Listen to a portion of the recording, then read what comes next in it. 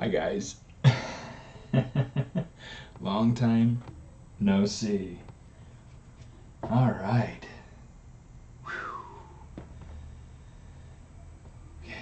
This has been a crazy week. And hopefully it's been just as good for you as it's been for me. It's been crazy, absolutely crazy. All right. But shoot. My camera froze. Let's see if we can fix that. I have no idea what happened.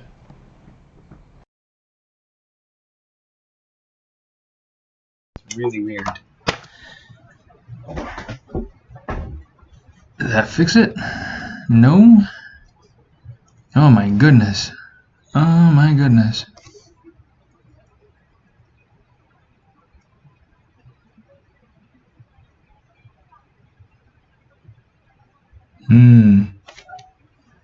Man, this webcam hasn't been a very good one for me.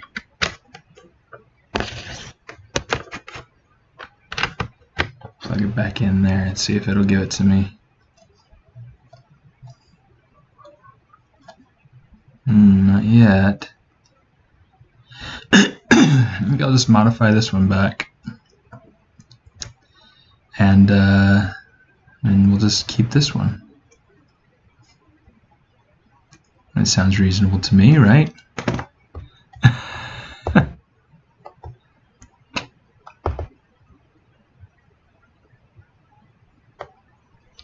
Okay. It's like way big. Alright. Over there. Okay, cool. I think we're good. So, if anybody can see me, let me know. I'm going to keep. Let's get rid of. No, let's put that up to like 50. No, let's put it up to 75. Let's put it up. Yeah, it'll work. I just don't want it like completely cutting off my head. All right. Left, let's go 130. And let's go 150. And let's go 175. Okay. We'll call it good. How does that look here? Looks all right-ish. And it's like I can't modify it with my... It's funny because like I did that special stream with Ana Carolina and Ashley Adams the other day. Hey Moises, how you doing?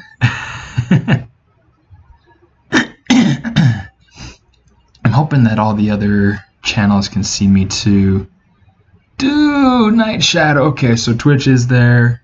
I'm assuming YouTube is as well. Cool. Cool. All right. I think we're good. I think we can start now. Yeah, you liked that? That was a lot of fun. We really, really enjoyed that, and we'll definitely be doing another one. Probably monthly. Day in the Sky, dude. That's a pretty cool. That's a pretty cool username. Hope you're doing well. Oh, I'm glad you can see me. Good. Okay. Sweet. All right. There we go. So here's what we're gonna do. I'm gonna lock that so it doesn't move around. Everything else, let's just lock that. Let's lock that. Ustream chat, I can lock that. Okay. Sweet. We are good. Cool. Dude, I would love to do one with Shane and Matt. They used to work together when they were at Avalanche working on Disney Infinity.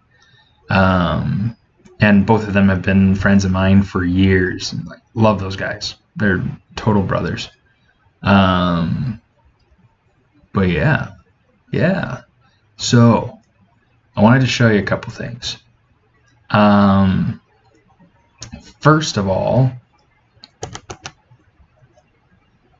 okay, I got some new materials. Orb clay and orb clay gloss.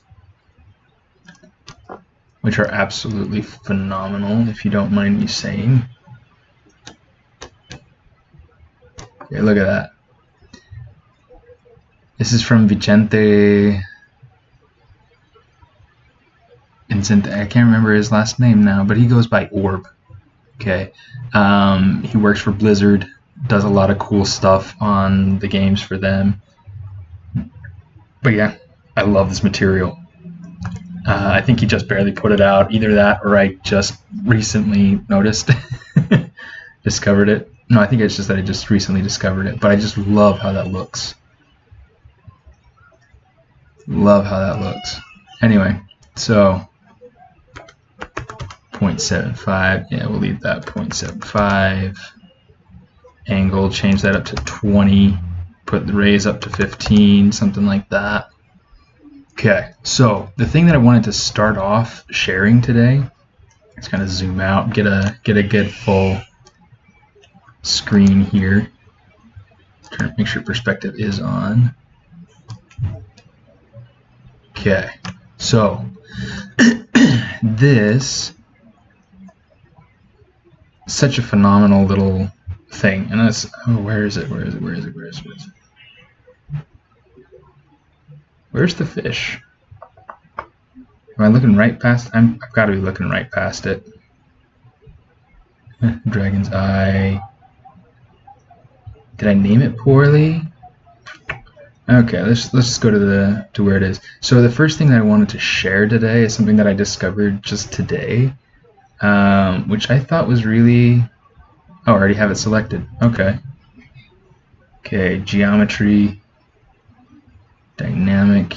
Turn that on. Okay. So here's the cool stuff. Here, yeah, it's the one that he did with the stone chair. He has a lot of brushes, tons of brushes, super generous. It's really pretty nice so far. I mean, I've really enjoyed this material, but I want to see kind of how this works with the compositing tool that I just learned about. It's a plugin. Okay, so you go ZBrush to Photoshop. Okay, and this is, I mean, if you click on this top button, it'll pull up documentation on how to use it. At least it did earlier. Maybe it's not really in the mood for doing it right now. I don't know. So let's see. We're going to say, okay, so we have all these different things that we can add in. There's AO. Not sure what this is, but we're going to turn it on. Sure. We're going to say turn on spec, structure, subtool ID. We'll do that. This is going to be a good one because that should go through and create like a color map based on what the subtool is. Really helpful. Okay, and I'm going to do one for subtool mask. I like that. Wireframe. Okay, I'm going to try it out just to be able to see what it does. I just barely discovered this today, so I want to see like what it does. I'm going to hit send to Photoshop. Oh no! Please select the application. Okay, I do have one, so I gotta find it. See, program files, Adobe, Photoshop. Go to the Photoshop, and there's the application. Open. Is it doing everything, or is it doing just what I have visible? We'll find out. Hey Neffer, how you doing? Welcome back to the stream. So did anybody get to see the really nifty what's it called? The really nifty stream that we did the other day? Because that was awesome. Okay, I don't need this open anymore. This is just my frame that I was playing with. Okay, that should have worked. Oh, it looks like it's still thinking. Yeah, that was a lot of fun.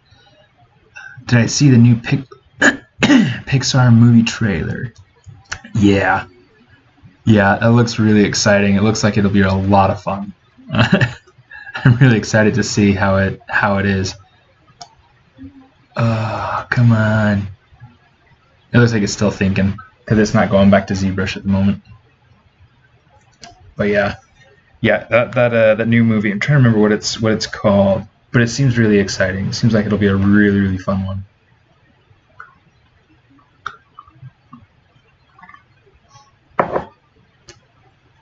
Did you see the trailer?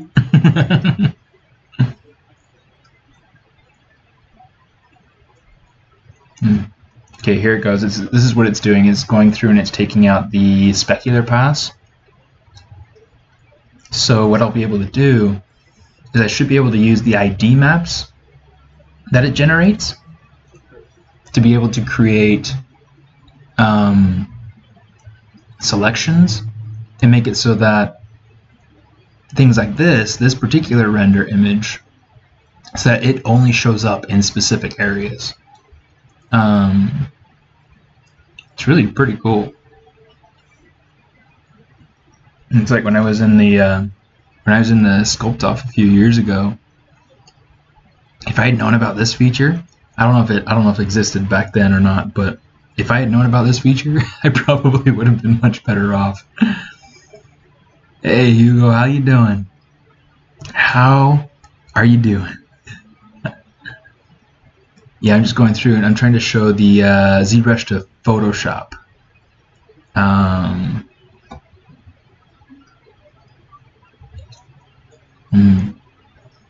Lightbox Expo and ZBrush Summit. Yeah, I'll be going to both of those. Each one is going to be very different. Okay, so the Lightbox Expo will have a ton of creatives from all the entertainment fields: comics, illustration, video games, film, etc.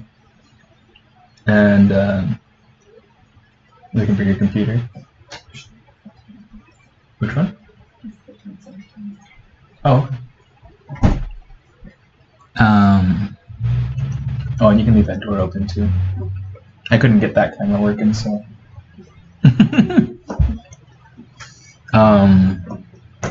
But yeah, Lightbox Expo will be very general in that sort of sense, in that there are a lot of different disciplines.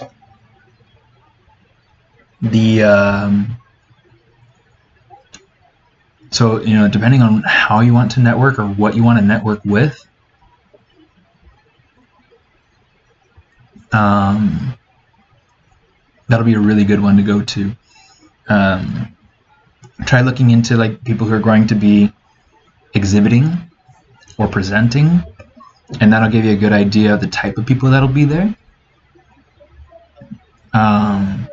So you want to think about it definitely from a very professional standpoint. If this is the sort of thing you want to go to be able to network. This is taking a long time.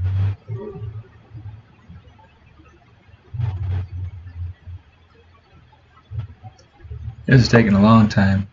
ZBrush Summit is free, so you know there's a huge difference for you. The ZBrush Summit will have a much narrower group of people attending, presenting and doing workshops and things like that. And so if you have something specific in mind, the ZBrush Summit could be a really good one to go to, especially since it's free. What's the name of the future? I assume you mean feature, right? It's called Pain in Butt.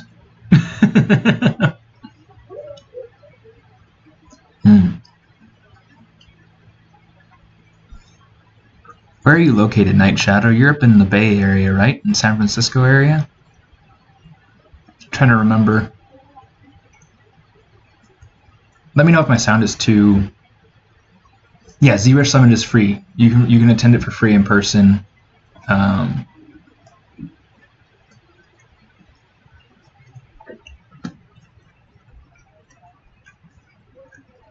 Okay, so I don't know if I'll... Maybe I just need to give it less to think about.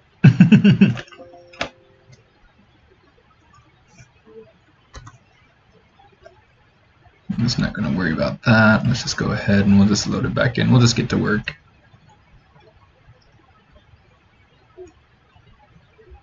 Or, let's come over here. Let's go ahead and just drag that out.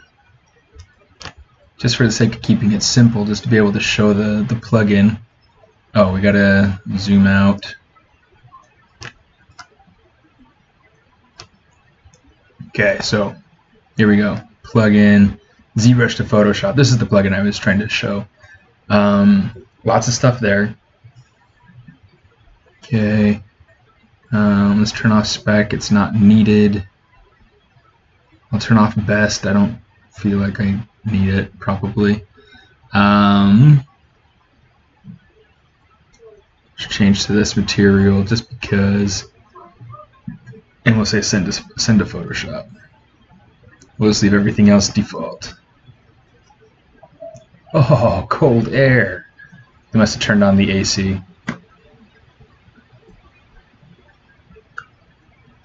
So, are you like in the San Mateo area? Because that's about halfway between San Jose and San Francisco. There we go. Now it's working. Do you see that?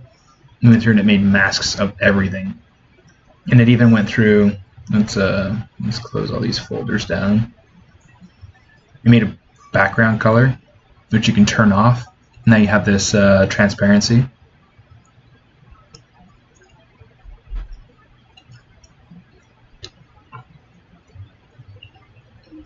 Very cool.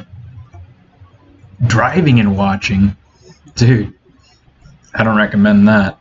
I'd rather not be the one that is streaming while you drive and have an accident, so be safe. But yeah, this is super cool. So this will give you all sorts of things. This will give you things like here's your depth mask. Okay, so the white's the closest to you, the black is the furthest away. This looks like this, yeah, this is the subtool ID. Okay, so a flat color to be able to go through and select a specific item, specific subtool. So if I had my character, let's go ahead and open him up. Because we can.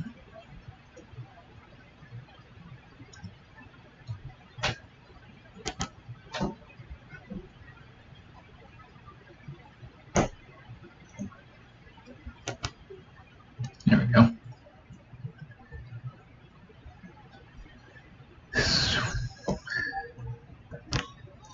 Okay. So if I have my character, just kind of turn around or whatever. Okay, I don't know why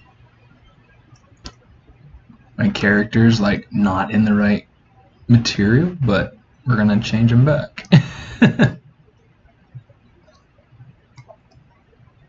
Okay, that should be good.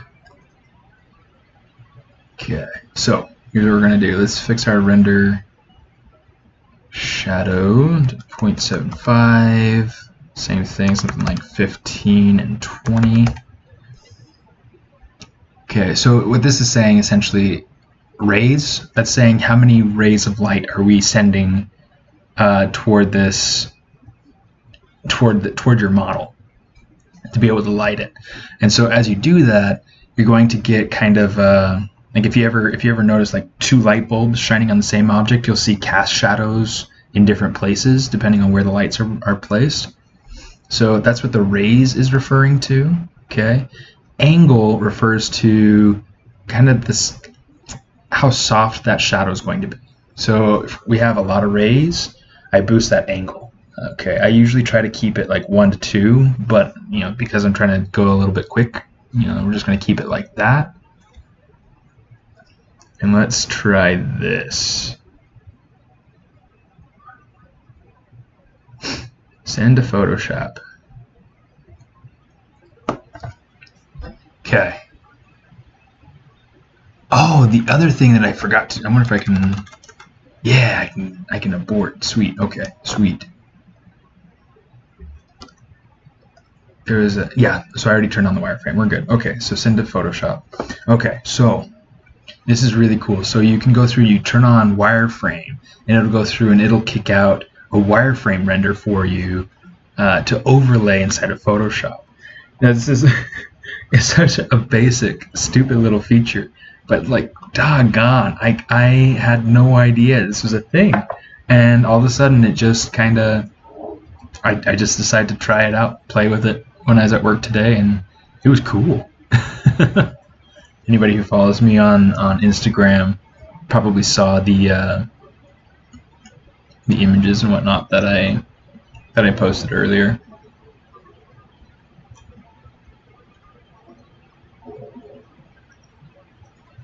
And what's cool is that it's going through and it's kicking out these things in layers. And so we're able to go ahead and, oh, look at that. All those funny little polygroups. So we're able to turn things on and off. It's really, really handy.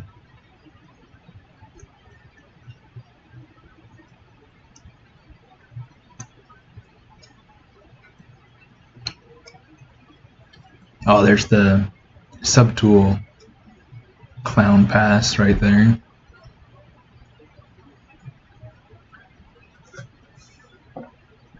Or something. Is it doing it by folder, maybe? Interesting. We'll find out. Yeah. This is the fun stuff. So,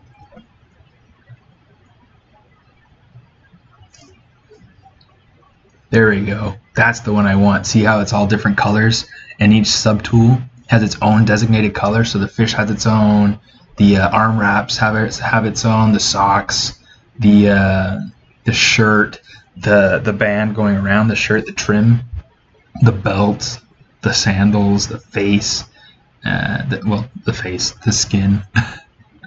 You know, everything has its own designated polygroup. Or color or whatnot. So that makes it really easy to make selections.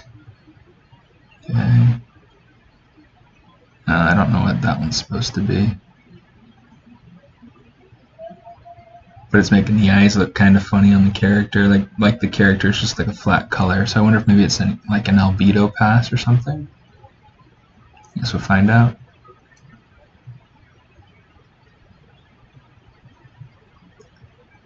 Guess we'll find out. Oh, today at work, let me show you a couple of things that so I work, for those of you who are not aware, I work at Walt Disney Imagineering. I'm a 3D designer for rides at Disneyland Tokyo. And because they're opening up, oh my goodness, what's the Star Wars land called? I'm blanking on it. They're opening up that Star Wars experience at Disneyland Anaheim today. They've had Star Wars all over the place. So you see, like, there's a picture of me with Chewbacca during lunch. Yeah, we're good buddies. We go back to my childhood.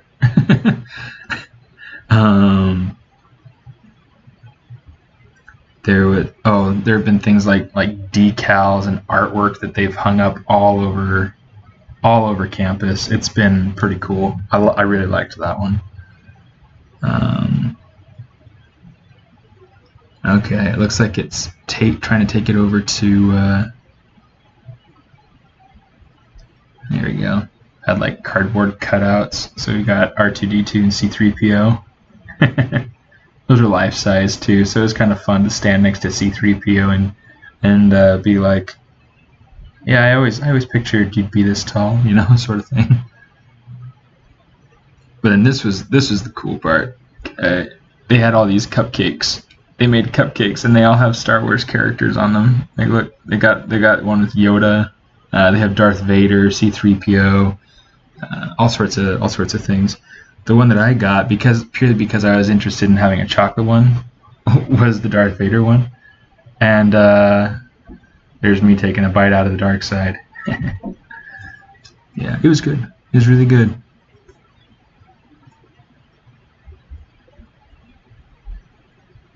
Let's see, here's... Oh, it's doing a wireframe pass right now. But here's what I had done earlier that I was kind of playing with, that I had experimented with the plugin before. So yeah, it's really, really interesting, and I'm excited to be able to explore it more, although I don't think I'll ever explore it again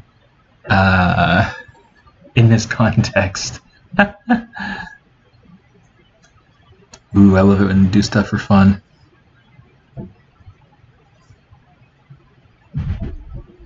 Oh my gosh. I'd say I'm cracking up, but I think he's the one cracking up there, Jose. Okay, so this is what Night Shadow sent me.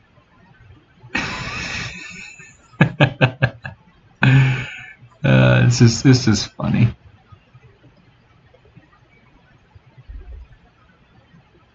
All right. Oh, where did my restream go? There we go.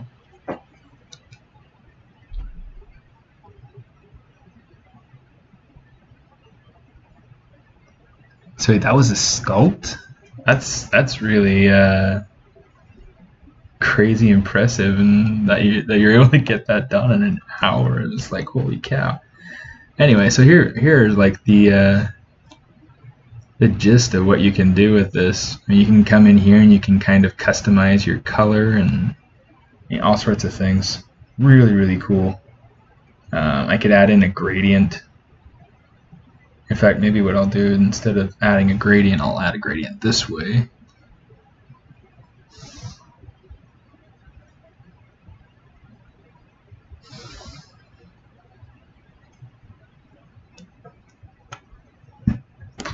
It's not quite big enough for what I want, so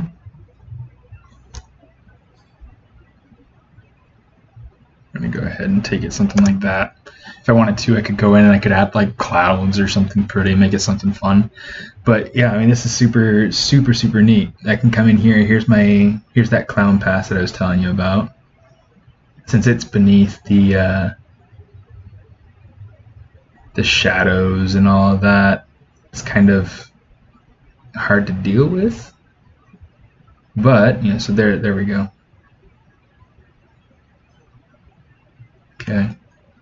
That's my clown pass. So really, really easy. I could just come over here. I'm going to turn off anti-alias. I'm going to turn off contiguous. We're just going to say 0. Look at that. It's not solid. Oh well. Turn the tolerance up to something like 15. Doesn't have to be anything huge. But we don't want it to be too big, because if it is, it would select other colors as well. See, like these are the same, so I can select that and it'll select both of them.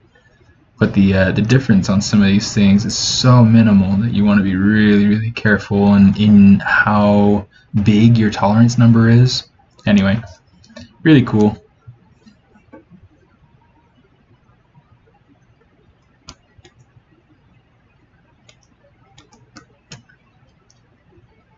All right. So let me see. Let's go back to the character. Okay, so now this character sculpt, I went through and did some refinement on a separate file so that I could get those gaps fixed. So let me load that up. Character posed 1.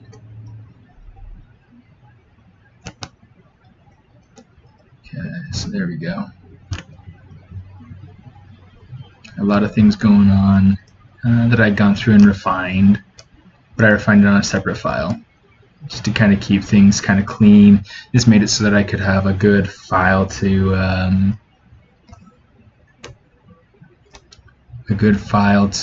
lean on to I guess fall back on, so to speak, something that's right over the origin, things like that. I'll have to show you that monster. It wasn't really a monster. It wasn't supposed to be a monster. It's just kind of what it evolved into. It was really funny. Okay, so here we go. Here's that. I'm going to turn that. Let's go ahead. Let's just say delete all. Okay. Now we can just go ahead. We'll turn these other things on.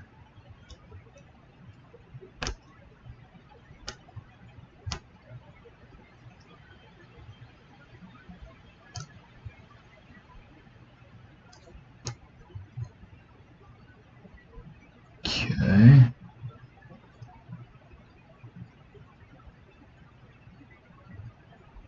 Cool. Oh, there's dragon number 2. All right. Okay, let's just select that. All right. And actually, let's come over here and let's say color fill object. Okay, so it looks like I need to do that for these two. It's because I had gone through and loaded in those orb materials. It's like whenever you do stuff like that, it likes to throw fits.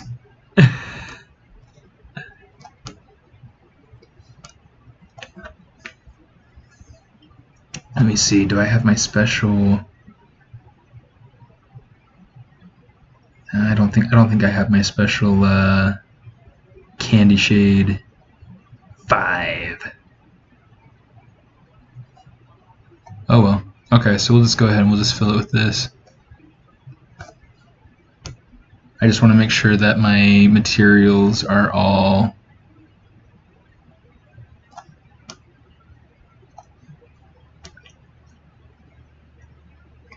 right, just so it looks right.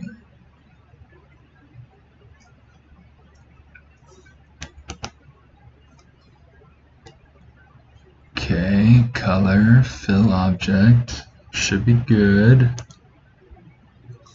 It doesn't seem like it wants to show properly.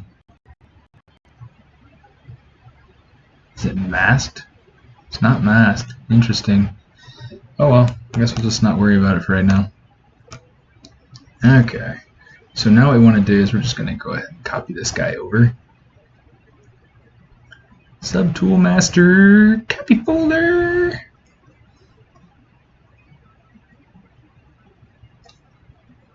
Paste folder. Okay, so you see that he's pasting in a different place.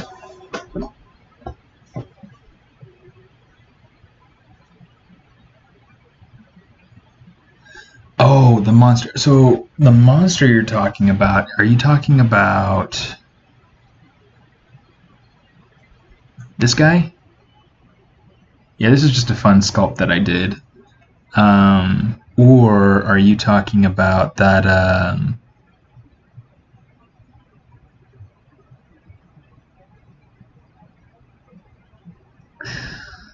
talking about this guy? Because that's Bill Nye. Just kidding. Yeah, this is the skull that I posted at sometime. Okay, so you are talking about the that first monster? This guy? Yeah, this is just for fun.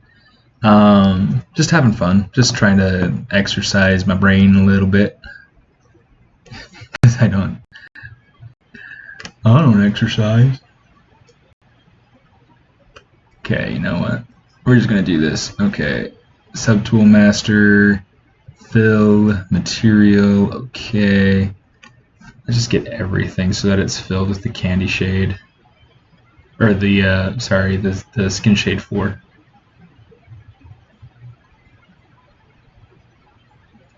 Hey, hey.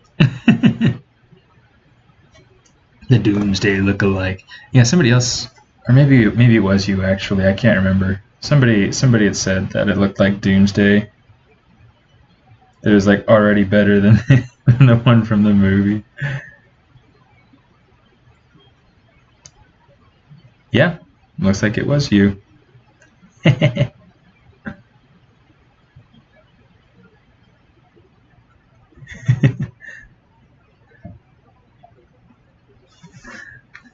That's funny. Yeah, because like when I saw the Doomsday in that movie, I haven't seen all of those Justice League movies, but whatever. That's fine. You know what? Let's actually turn some stuff off, because I don't need everything on right now.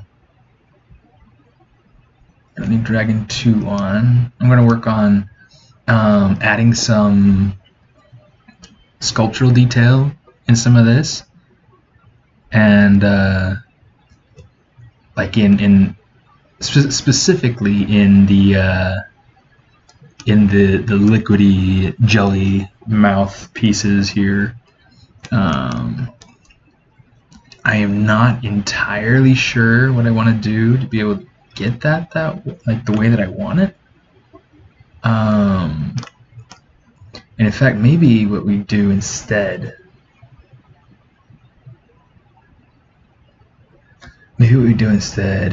is we can come down here and we'll work on this guy first. Okay.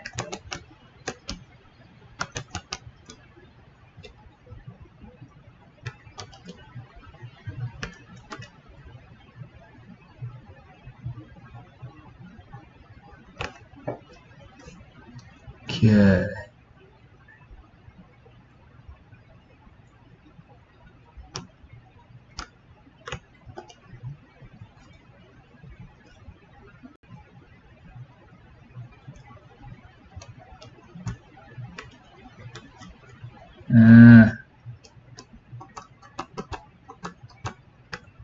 I forgot that those were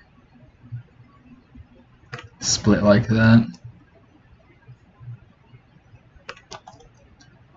Okay. So right now I want to play with a little bit of like really just pushing the pose design a little bit, make it feel really, really fun.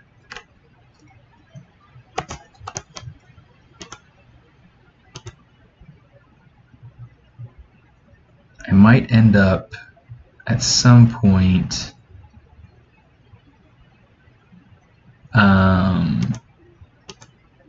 like giving him completely different eyes.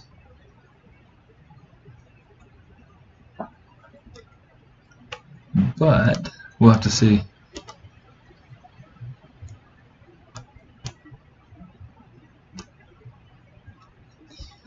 We shall see.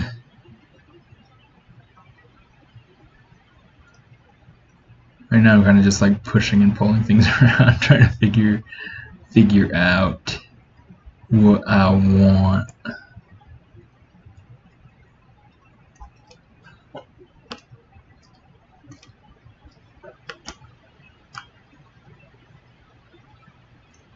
Yeah, let's take this side.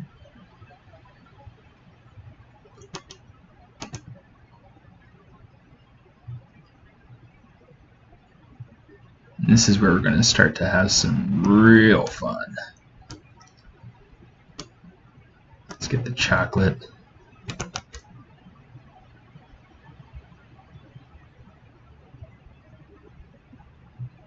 And one of the other things that I'm going to want to do on this chocolate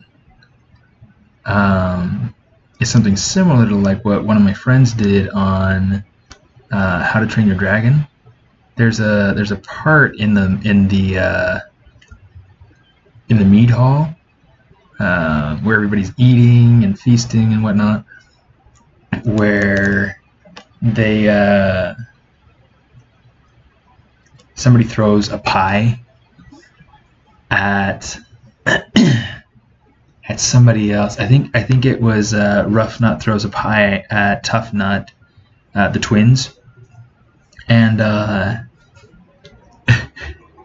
and instead of having effects do like the deformation and the simulation on the pie when it hits Tough Nut's face. My buddy had to go through and sculpt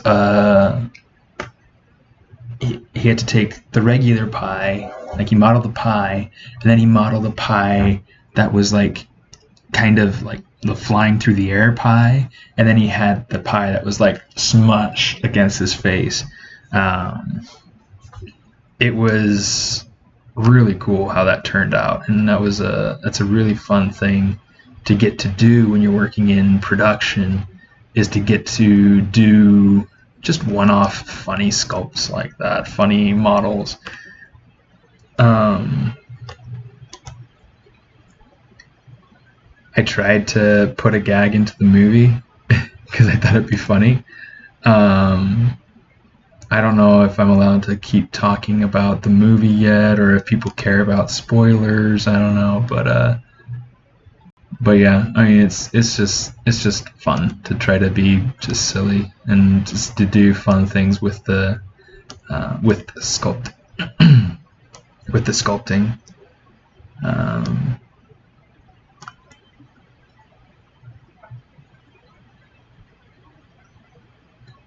want to make sure that this is high enough on the outside to look like an eyelid, but I also want to make sure that it's, good grief.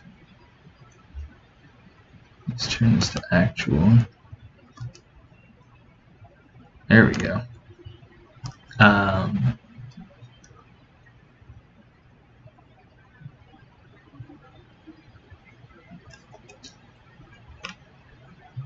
Let's take these and see if we can give them some more emotion.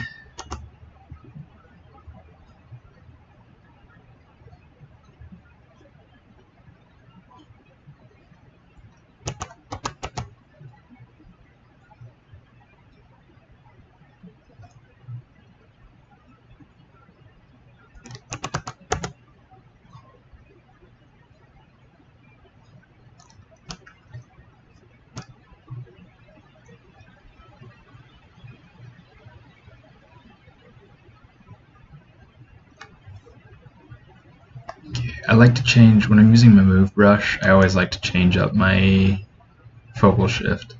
I feel like it gives me a lot softer control over the piece in general. And in a lot of ways, I really, really like that.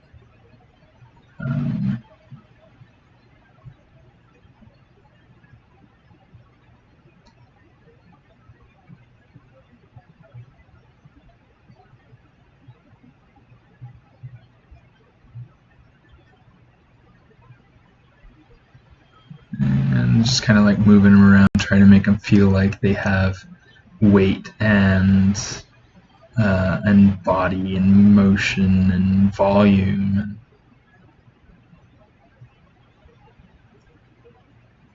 Because this is the dragon where the character is like pouncing off the head, so it's fun.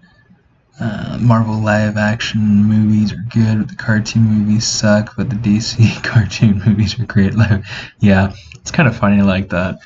It was kind of the same way with like the TV series too. But you can like the live action TV series. Iron Fist was terrible the first season. The second season is pretty good. I liked the second season. Yeah. You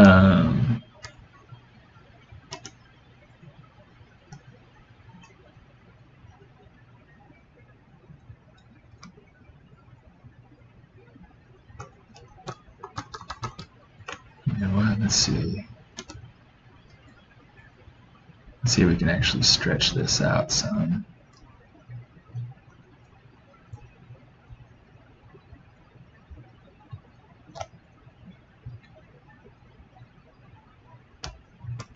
Maybe we can like really push this.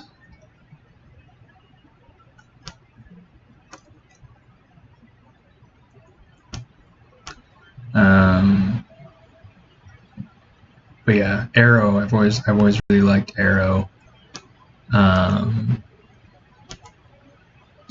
It took me a while to get into Flash,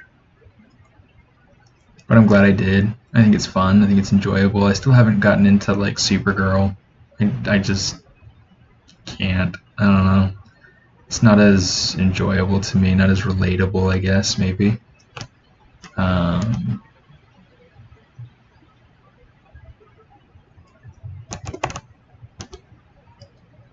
But yeah.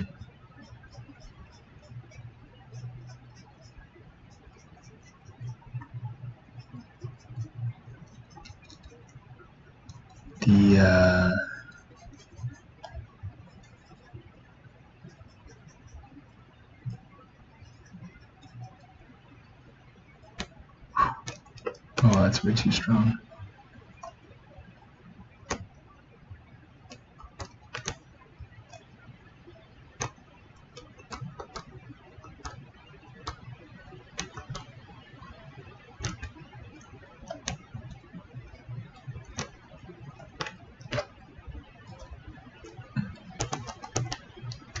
I keep losing my train of thought, so if I do that, just forgive me. Oh my goodness, Sonic!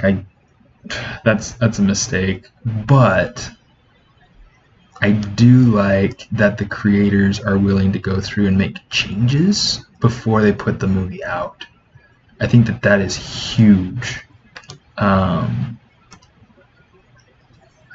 super huge.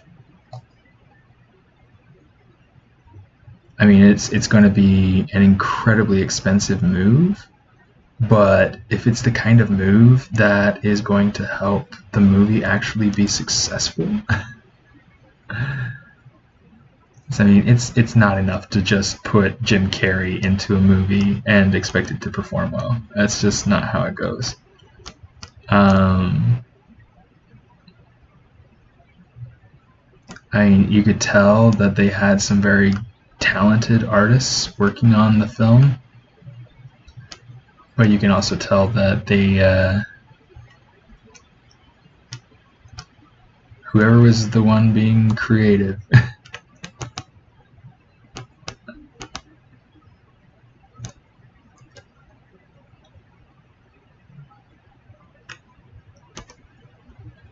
they just lacked vision. Some characters like that, Sonic, he's so iconic. He is so stinking iconic. And so to go through and try to make a Sonic the Hedgehog movie and for it to look so terrible, it's just it's just not going to be good for fans. And the fans are what you want to attract out to the to the movie. Oops.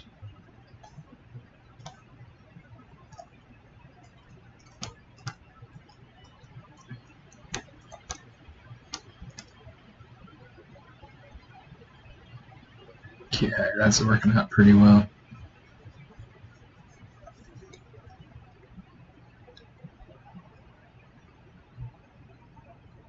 Wish it was more like Kung Fu. Wish what was more like Kung Fu. Not sure. Not sure what you mean. Pushed it back to 2020. Got Sonic.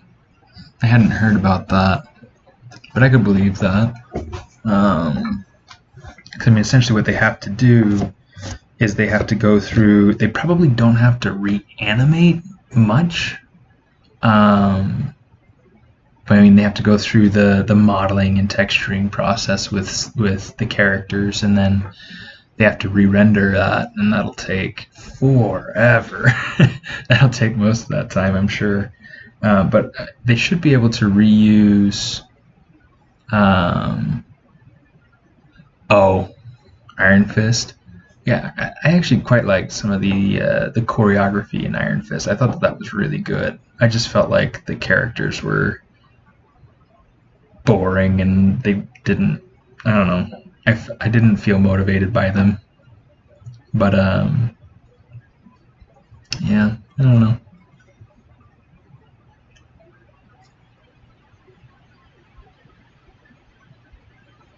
Okay, I'm trying to think if I want to try to make like new horns for this guy. And the other thing that I was thinking of is whether or not I wanted to do something different with the nose.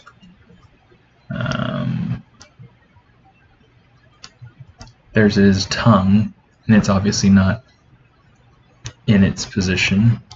Let's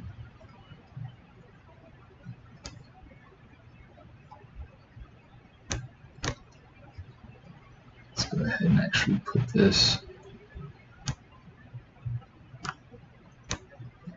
If we line up the manipulator,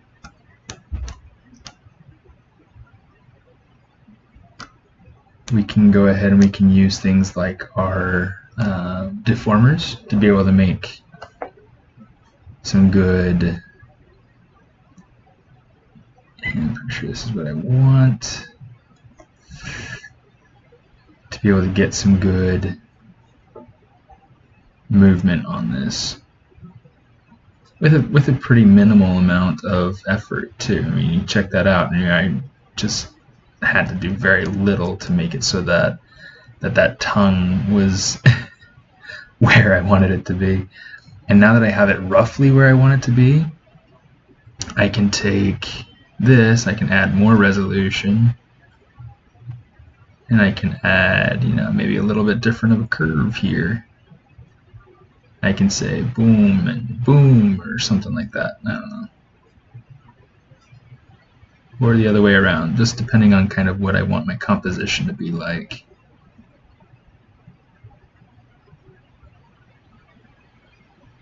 I love those teeth though. I think they add some good character. Okay, we'll say accept.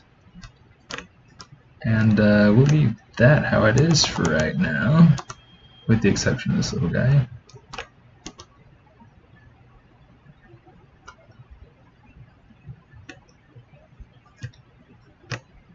Alright. Ouch. Goldstone Creamery Dragon. They wish they could have a dragon this cool. No, so the scene that I'm working on is aimed at kind of being a Candyland type scene. Right, so I've got all sorts of things going into this scene, but they're essentially like donuts. They're made out of, or the idea is to have them so that they look like they're made out of donuts. With the frosting on the top and the sprinkles.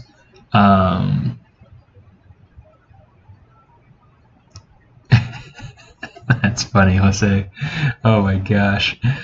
Yeah, and then everything's kind of made out of candy. So, the eyes, probably just eyes, but, get like these eye rings made out of gummy worms, licorice tongue, jelly for the inside of the mouth, things like that. Okay, so that gives me a good little bit more personality into this guy. I don't need these on. I do need the character though. Okay, so here's what we're going to do. We're going to reposition our character.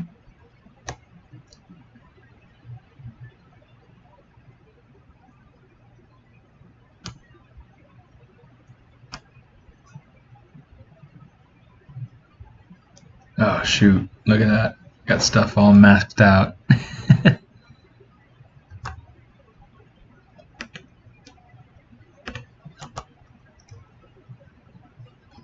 Heading out, Niffer. Well, thanks for coming and hanging out.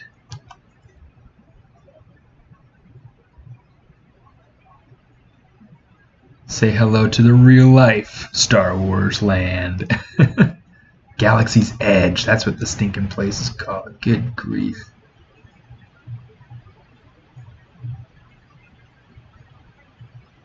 Good night. Come on, stop. Right there. Yeah, thank you. Okay.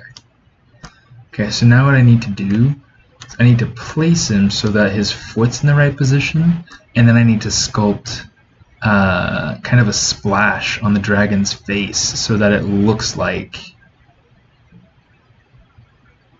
he's stepping off, pushing off of the dragon's snout. Turn that off. Yeah, that looks pretty good. No, I need to fix that tongue though.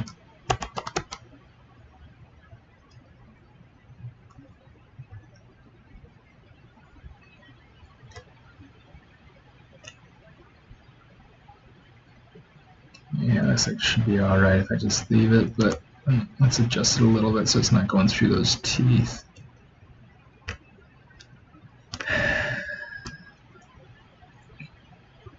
Those antennae, I'm not super convinced with them. I don't know. We'll have to see if we can figure out what to do with those.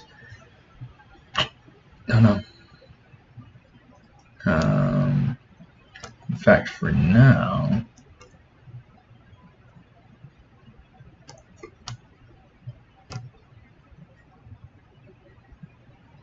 yeah, I like it better with, but still need to.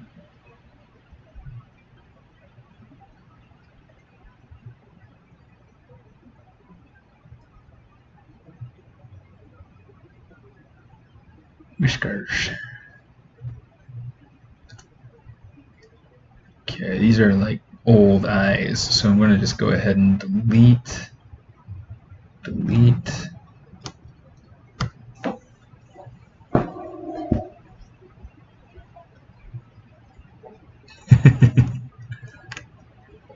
Yeah, he's just kind of like.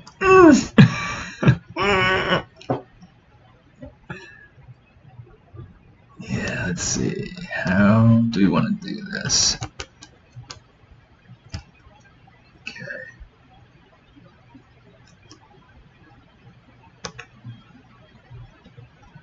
Okay, let me see. This is like I really enjoy these types of challenges, guys, because it's just something different, you know. Okay, let me see.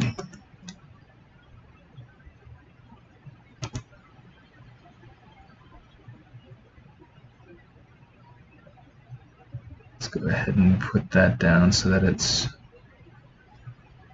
feels like it's chocolate resting on the top of the. This piece, though, I can take this and make this feel like it's kind of coming forward. And I may go through and create like a couple little bits of chocolate that are like kind of like. Ashley, how you doing? Yeah, he has come a long, long way. I've gone through and I've done work on the character, and I've kind of plussed him out quite a bit. I've added trim onto his clothing, as well as, you know, like made sure everything fit. This fish still has some things to work on.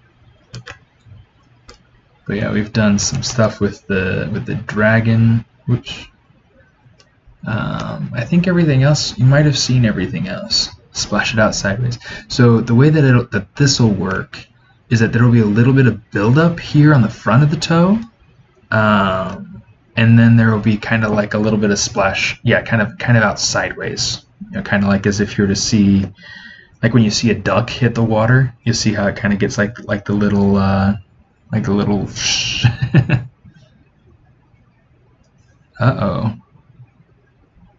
It looks like I'm getting some skipping frames. Let me know if you see any problems with the stream. If you do, I could probably fix it by just turning off my camera. You don't need to see this. But yeah, okay, cool. So, here we go. Aw, thanks, Light Red Panda. Okay, so I'm just going to use some of that, kind of build it up. And then some of the stuff that I want to be able to do, this is going to be fun. This is going to be fun, guys. You ready? Okay, ZModeler, baby. Here we go. Okay, so we're going to split points and watch what happens.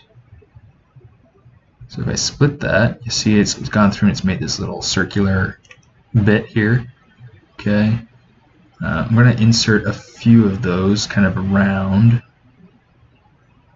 Okay, something like that would work. Something like that. I don't know that I want them right next to each other like that though.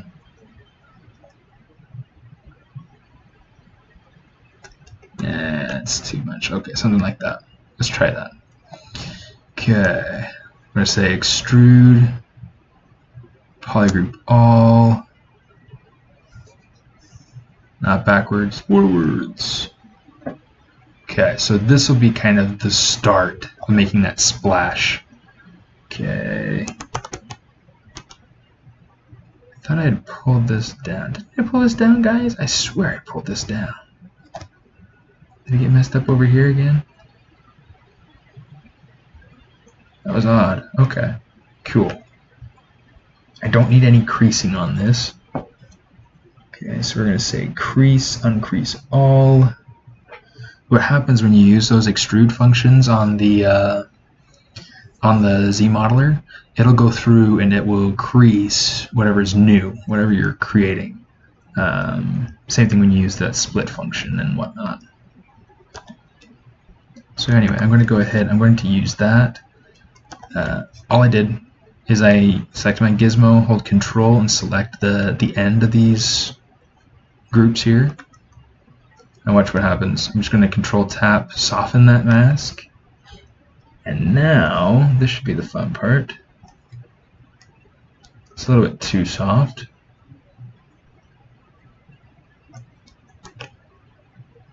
Let's see. That's a little bit too strong. Stop being so strong. Oh well. I guess we'll just deal with it. Okay, so now that we have this sort of stuff kind of starting to go on, this makes it a lot easier for me to go through and get the shapes that I want. Let's keep his big toe out of the chocolate. Don't want his mother chewing him out about getting chocolate on his socks again. How dare you go to that mountain?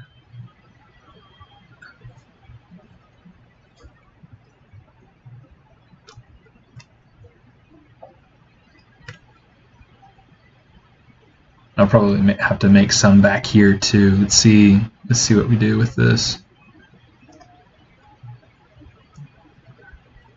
Let us see.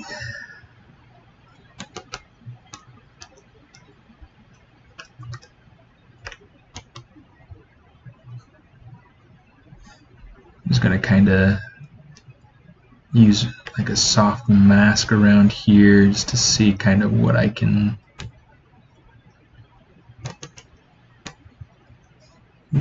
get out of this.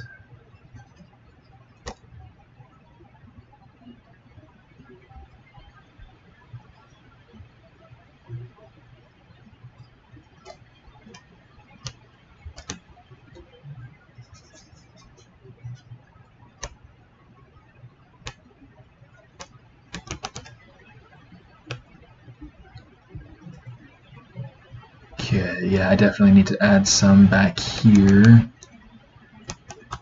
So let's go ahead, we'll split right there, we'll do something like that.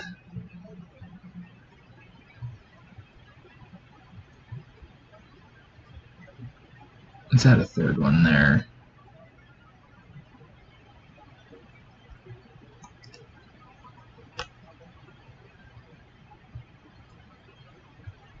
Okay, so we're going to do that. I'm just going to hit extrude there, and that's all I needed to do. Since I had already gone through and used extrude, what it's going to do is it's going to do this same function. Okay, And you can see now I've got this crease going on around here. Oops. I don't want that crease, so same thing, geometry, crease, uncrease, oh. Real cool, guys, real cool. Okay.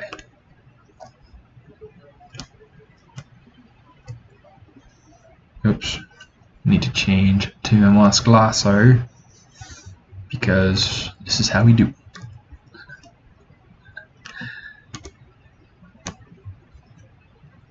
Let's give myself a little bit of smooth through here.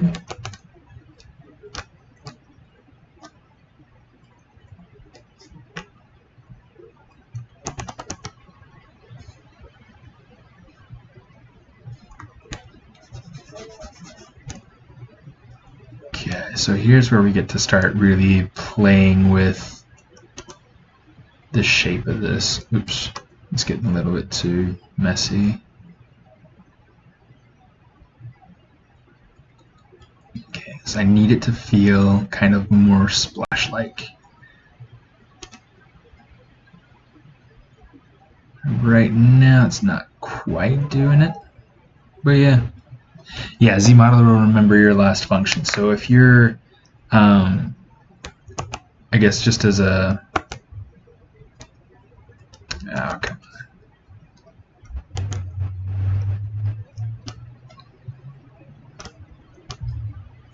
Something weird's going on with my computer right now. Okay. It's just like complaining or something. I don't know what it's doing. Okay, so right now, ZModeler, okay, so it says extrude polygroup all. I don't want it to be a polygroup all, so let's just use single poly. If I hit that, it's going to extrude just like it did with the other ones. Okay, so that's really cool. You can also do, like, if you have like a group of the same polygroup, you can do the same offset there. It's really, really neat.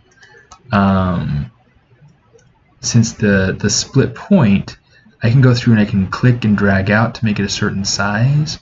And if I want that same exact size again and again, I don't have to go through and click and drag out again. I can just click and it'll go through and it'll remember that same exact size. So it's really, really handy. And I'll probably go through and do something similar to that on the inside of the mouth, just to be able to get kind of more of like an undulating jelly sort of. Maybe not. Maybe I'll just use surface noise and call it good or something. We'll have to see.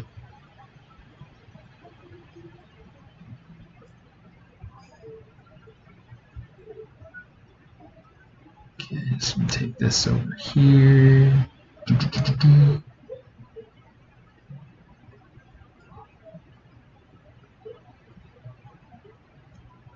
All you need is love, love. Love is all you need.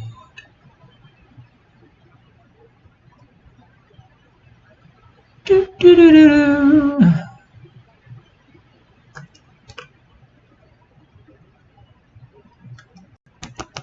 Okay.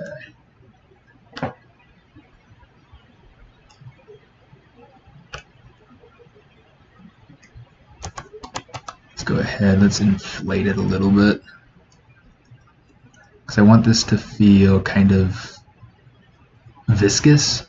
Viscous means that it, like, you know, in science, viscous liquids resist flowing. And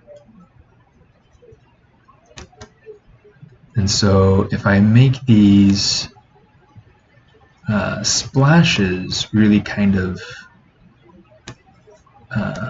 bubbly, it's going to feel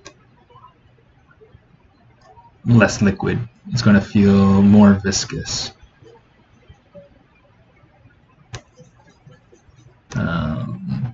And more stylized, consequently. So the specs on my PC, yeah, you're probably noticing the fans. A lot of people do. So yeah, it's not a bad deal. I run on a PC laptop. Okay. Now, bear in mind this is a laptop and I am running ZBrush and streaming, and I also have Photoshop open.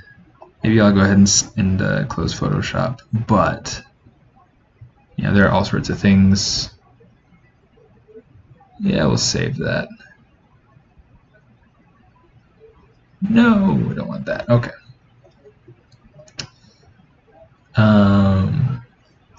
But yeah, it's been a super awesome little computer. The reason I don't have a desktop computer is because I choose to have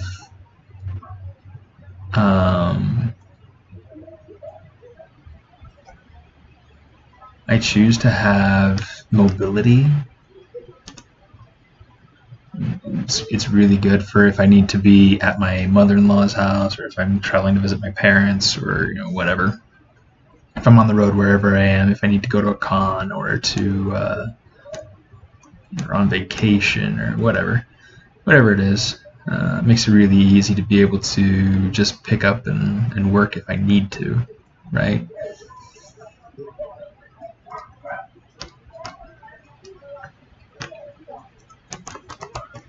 Okay, so by default, you'll have an insert edge loop function for your edge functions, and that is super handy.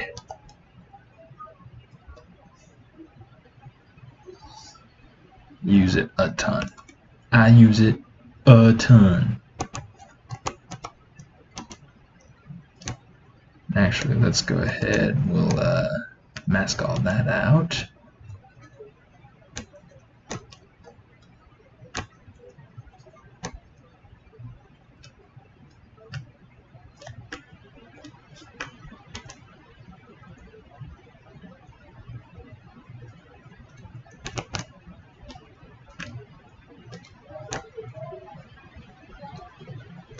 I'm not gonna lie, we've got these neighbors and they are super obnoxious.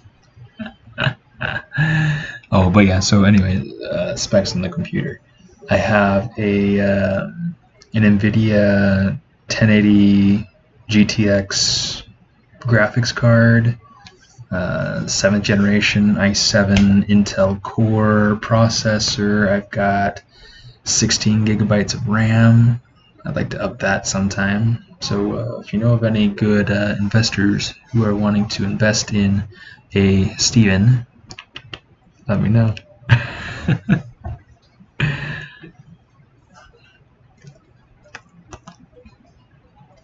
Okay. That's looking kind of cool. Let's kind of get that to be a little bit smoother. I don't like how together these are right now.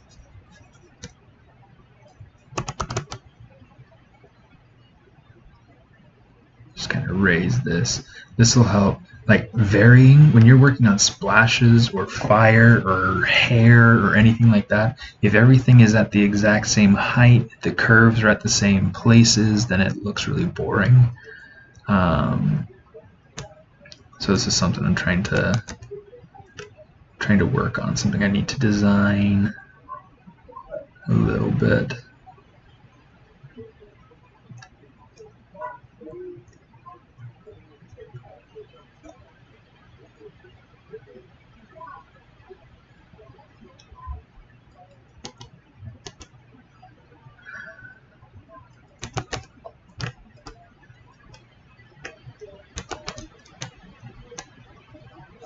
Let's go through, we'll do this. One of the nice things is being able to have separate polygroups for some things. And maybe I'll just come over here. Let's just do auto groups. What I want to be able to do is take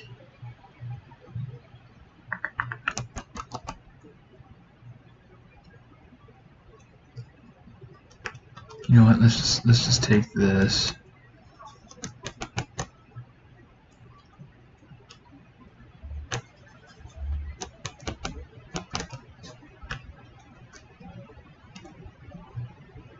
let's see what we can get.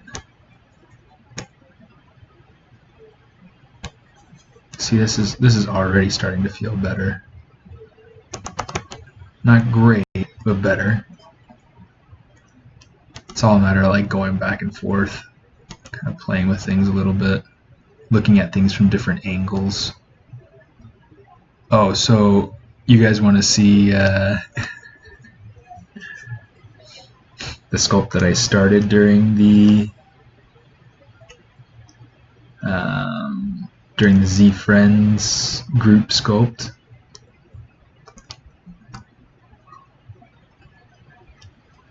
It was so much fun. It was so much fun. Poor Ashley. Like she had to put up with asymmetrical. Well, I guess she wasn't the first one to have to put up with my asymmetrical sculpt. But she, I think, was the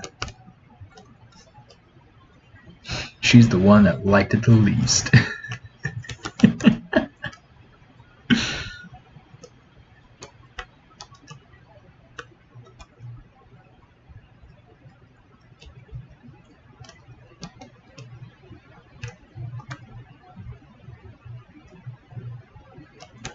Let's see. All right.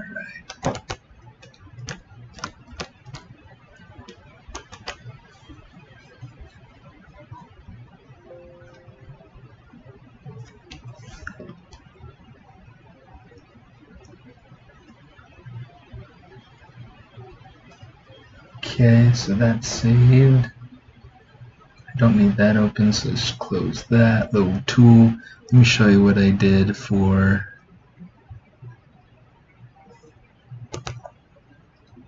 So this is how it started. The idea behind this sculpt is that it's supposed to be Father Time. Yeah, that eyeball beard.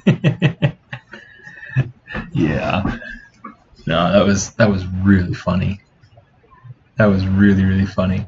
I had so much fun with that project, guys. Like, you have no idea. That was so fun. The one that I ended up on, actually ended up going through and kind of doing some poly paint on them, and in the end, it was just fun. I mean, none of these we're not using reference at all for any of these, and so it's like anatomy's going to be only, you know, sort of iffy.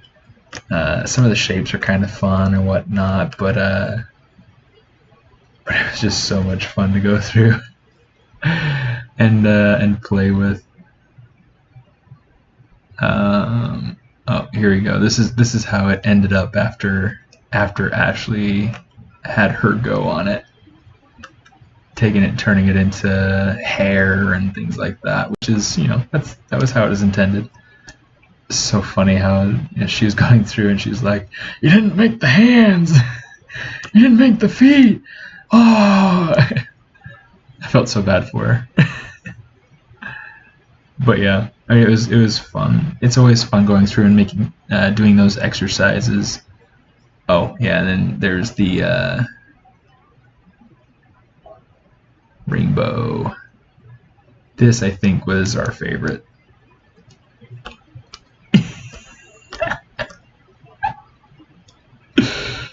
I just thought it was brilliant.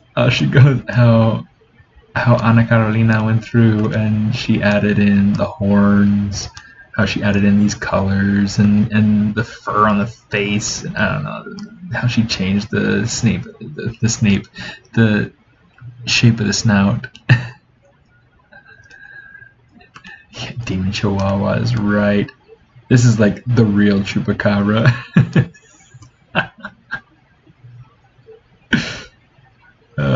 So much fun. So much fun. In fact, I need to go through and probably pose him at some point. I mean, the arms are already kind of offset and whatnot, but a lot of fun.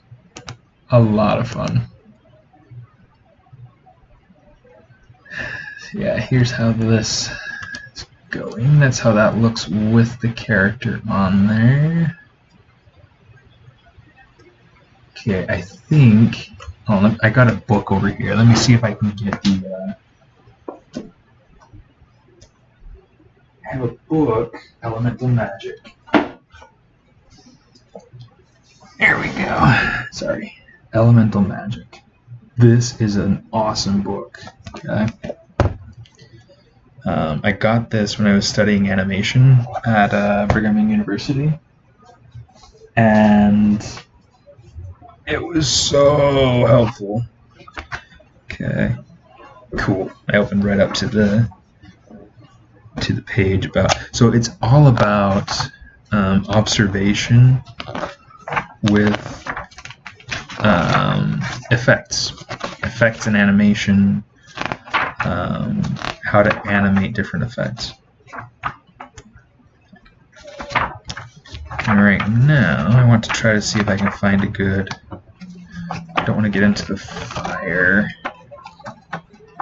just want to kind of stay in the liquids. It's like there's a lot of really cool stuff in here about fluids. Yeah, that could be cool. Where's the directional stuff? Where's the... Yeah, I mean, it goes through and it has like illustrations of like how these effects work, and it's incredible. But I know that there's a page in here somewhere about what it's like when something hits the water at an angle instead of hitting it. Ooh, magma. Lava. Okay. This will be good. There we go. That's a good image. So this will be kind of what I'm referencing right now when I'm thinking about this. So I want to take these front drops. Right now they're facing the wrong direction. Because of the impact of the character's foot hitting these, it's going to need to go the opposite direction.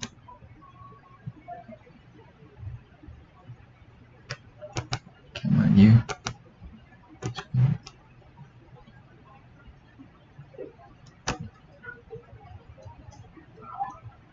In fact, let's just do it side by side,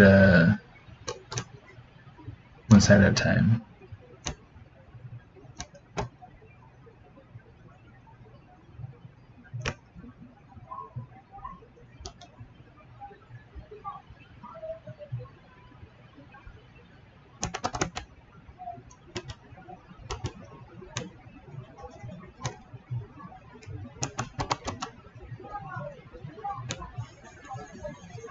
It's going to take some re-sculpting, but this will totally be worth it.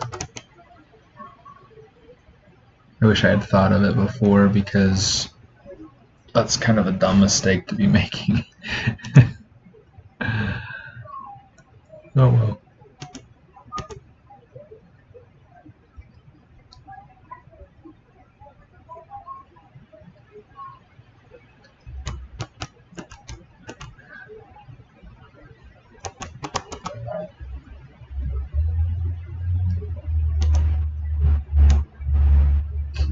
Smooth that down a little bit. And that'll work, I think.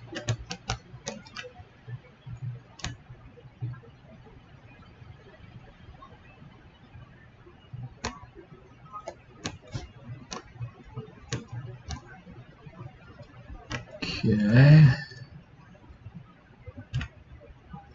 You know what? Maybe what I'll do, instead of doing all of them like that,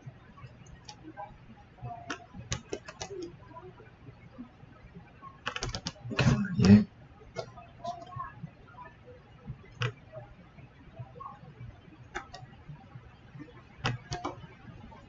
I'm just gonna go ahead.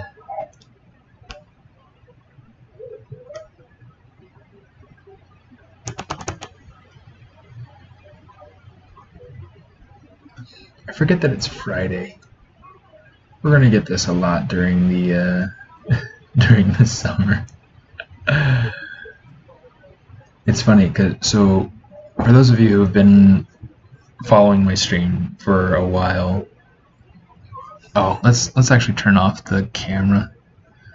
I keep getting skipped frames, and I think, I mean, typically when I have skipped frames, one of the things that seems to help is turning off the webcam. So I'm sorry. The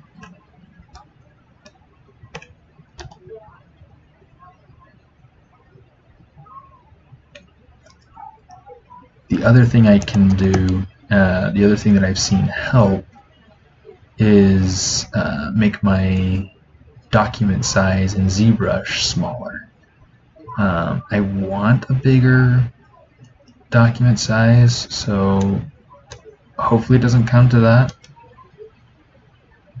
But if you guys see there's a lot of lagging, not that. If you guys see there's a lot of lagging, please let me know.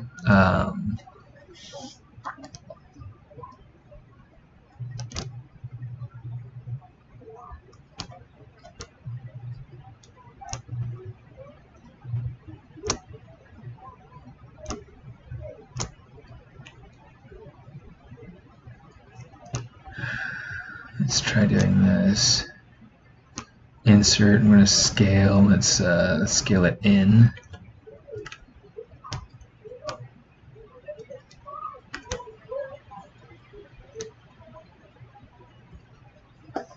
Hey dude, how you doing? Welcome to the stream. Welcome to the stream. The stream of mean.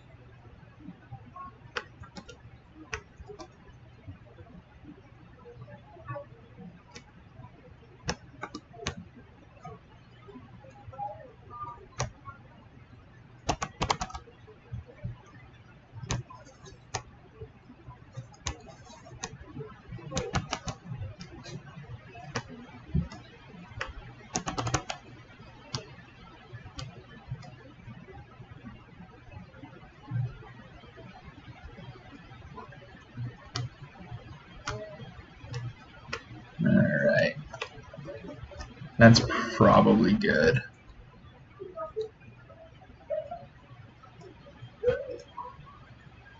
Although I don't feel like it's... I feel like it's too understated. So, here's what we're going to do. There we go.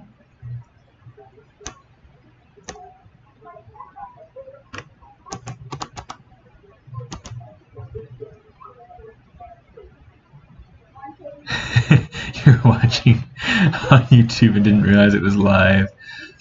Yeah, it's funny. I'm sorry. It's not. It's a new thing for me to be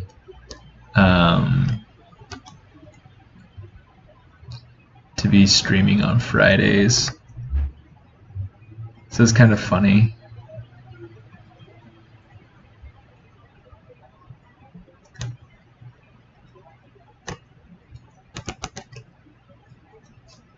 Unless you don't think it's funny, in which case it's not funny.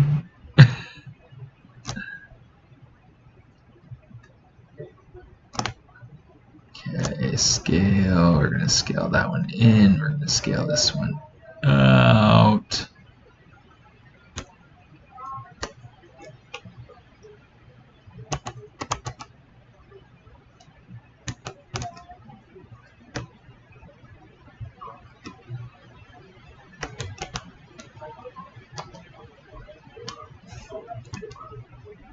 Oops.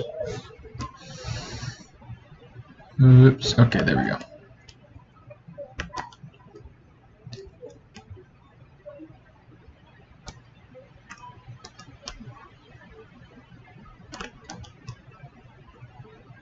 There we go. Pretty sure that should be exactly what I wanted. There we go. All right. Excellent.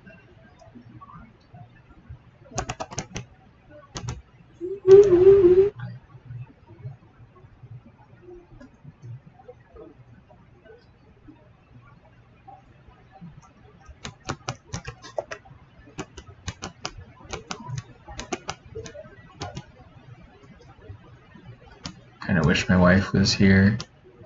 It's like we got this big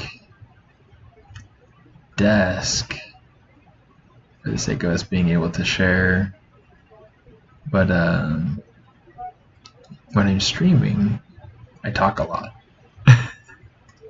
She likes to be able to think. I can't blame her. I'm loud.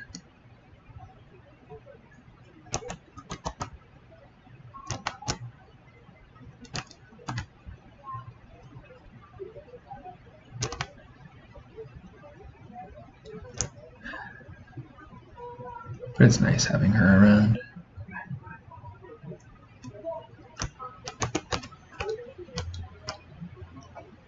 Okay.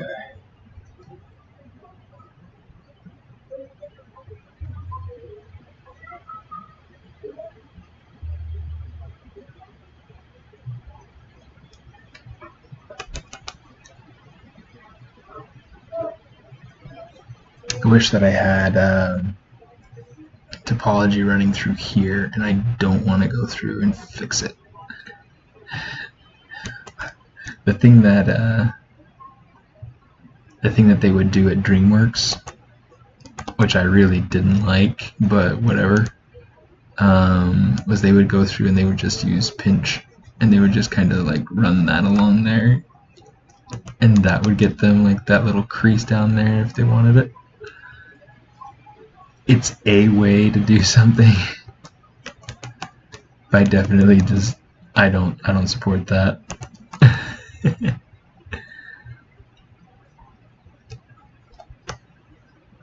Geometry, uncrease all, extrude, oh, not extrude a poly, extrude polygroup island.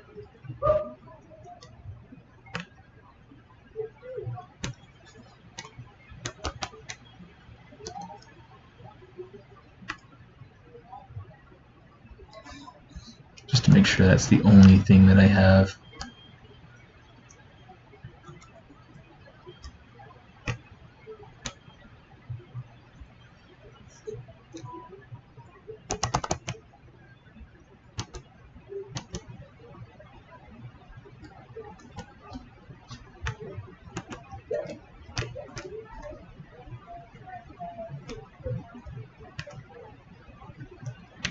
That feels too big, so let's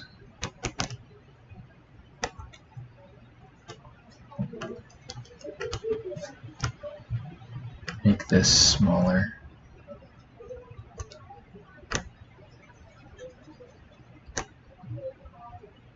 Yeah, I think that's already feeling better. I think part of what's bothering me with this area,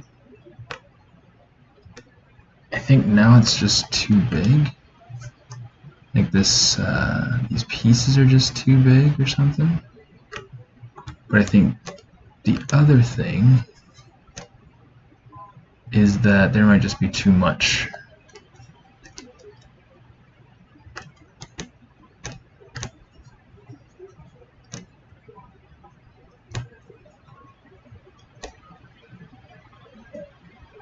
Let's do something like that.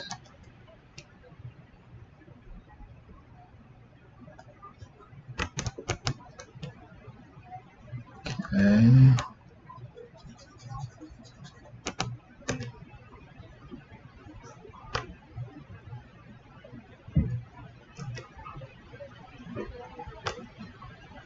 Okay, so I want to try to add some weight to this right here. See if I can get this to feel a little bit more like it's kind of overlapping on itself.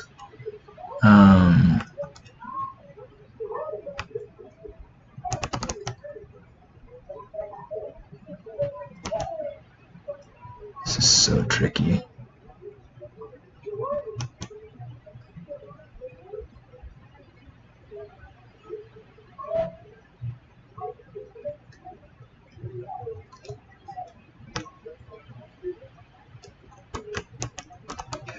Let's do this. This is one of my favorite functions, is the mask edge loop partial. If I hold Alt, I can unmask. If I hold Alt, I can mask. Really, really handy.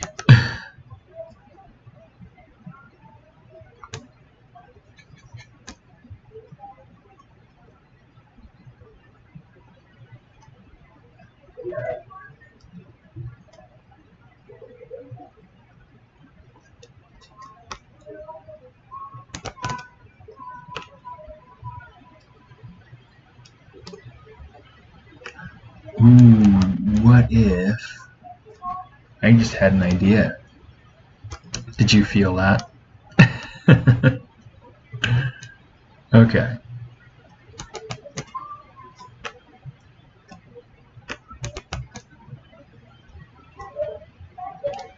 Okay, so cheese. How do we want to do this? Let's use this one right here.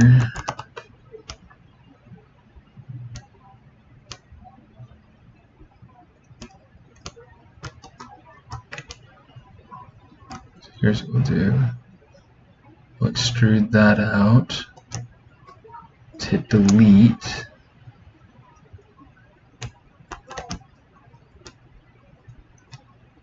And then let's go ahead and we'll say stitch 2 points.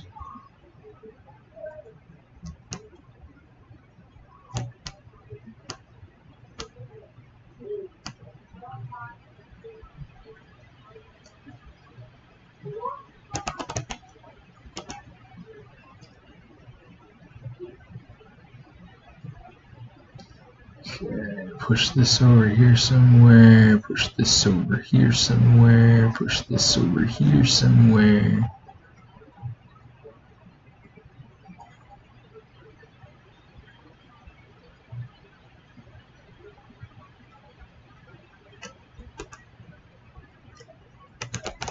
So that this way, maybe I'll get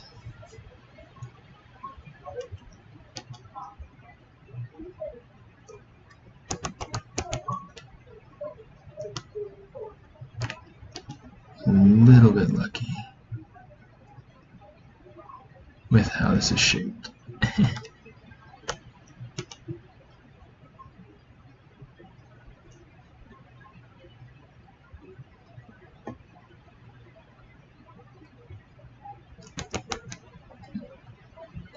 One of the things that you'll see with a splash is that, yeah, you'll have some of these that are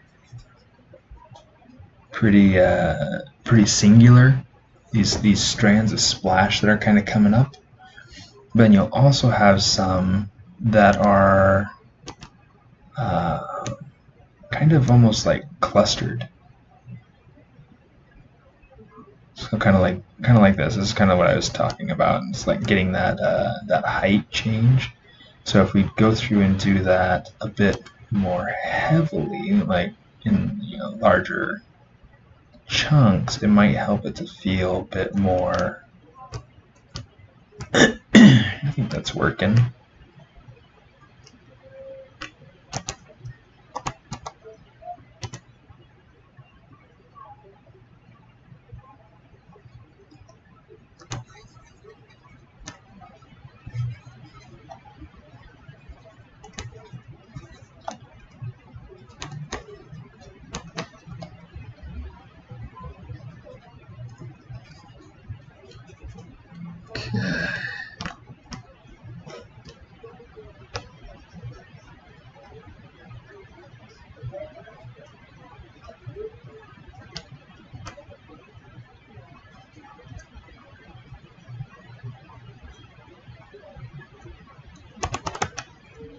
Okay guys, I don't know if you listen to comedy or not. Who is your favorite comedian? Who is your favorite funny person? Alive, dead, doesn't matter. I grew up listening to a lot of Bill Cosby, Johnny Carson. Currently, some of the comedians I really appreciate are Trevor Noah, Stephen Colbert, and oh my goodness, the chap's name totally is escaping me right now. John what's his bucket? John what's his bucket?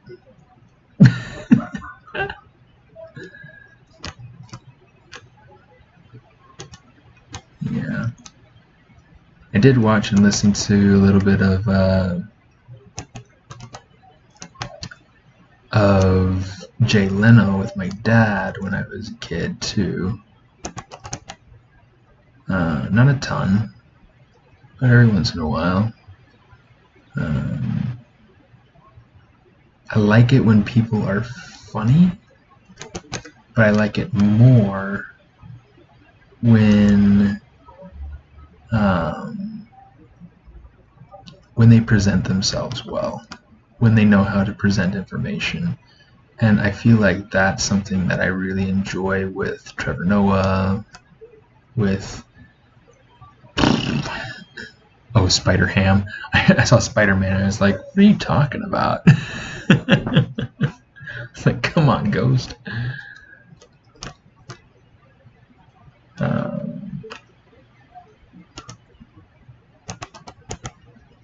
Oh yeah, loved the Johnny Carson show. Here's Johnny.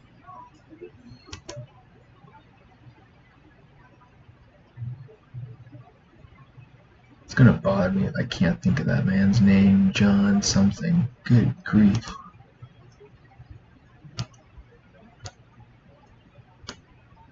Watch, his name isn't even John.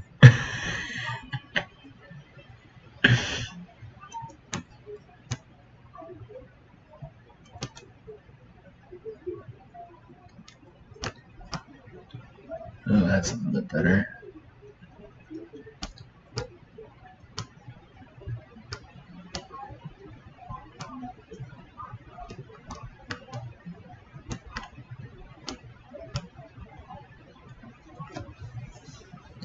Wanda Sykes. Gabriel Iglesias. He can be funny. Órale!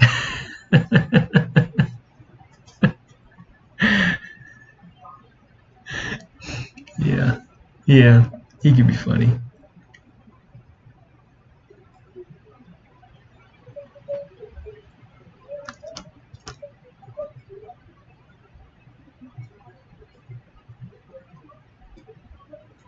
Let's get that a little bit more.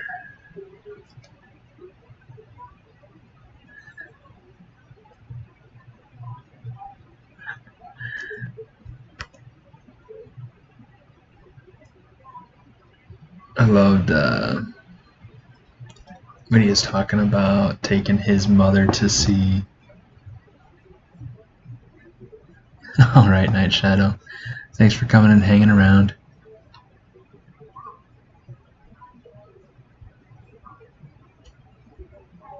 Mulaney. John Mulaney. No, he's a.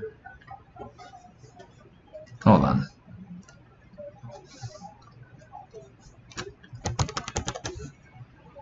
YouTube.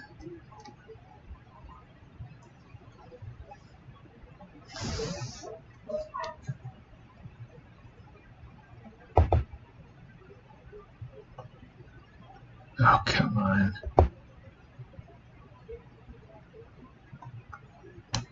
Good grief. Can't get this stuff going. Holy crap. Ah, there we go. Finally got onto the other screen. Okay.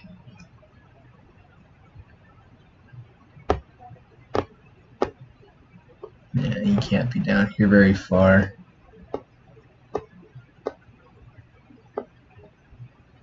There we go. Oliver. John Oliver. Duh. Yeah.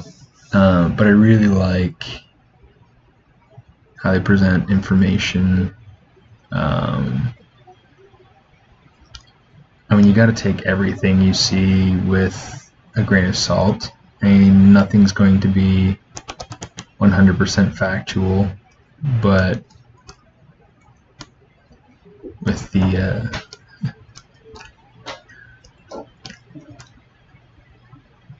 the way news is. Hey, Chula.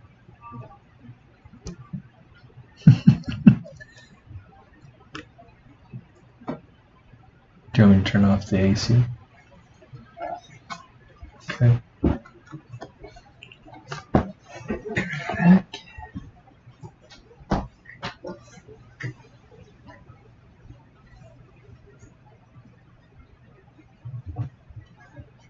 last night I was like really cold.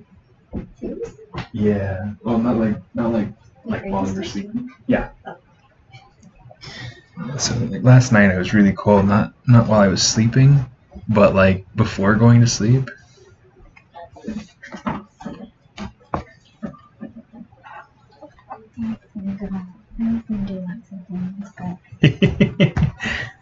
What we're gonna do? I was gonna watch it. She should actually try out. I need to get this over first. You still can. I don't know. Not one. Do you want another one? I'll give one. I thought they were super dry. Super strong. Yeah.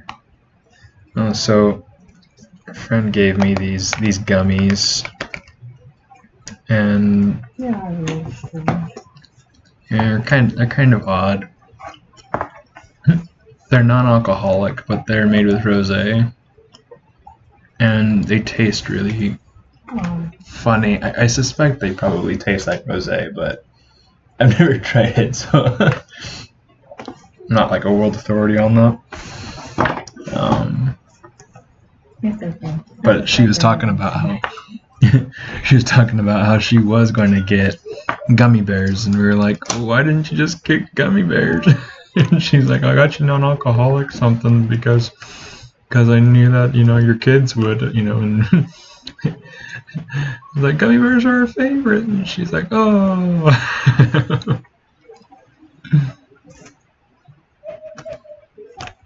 Yeah, give me another one. You want another one? They're kind of growing on you. No, this is why you shouldn't eat late at night. Antojo. These things are legitimately not very tasty, but oh well. But yeah, they're rosé flavored candies from. Well, they're made in Germany, which is kind of cool. But yeah, they're from Sugarfina, which is oh my gosh, I'm pretty sure they have the real rosé out there.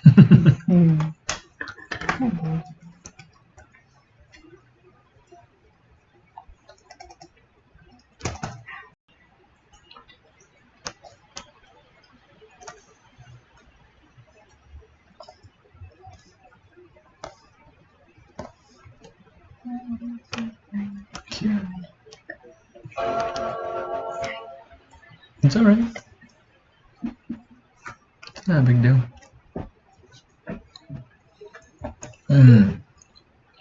Favorite episode?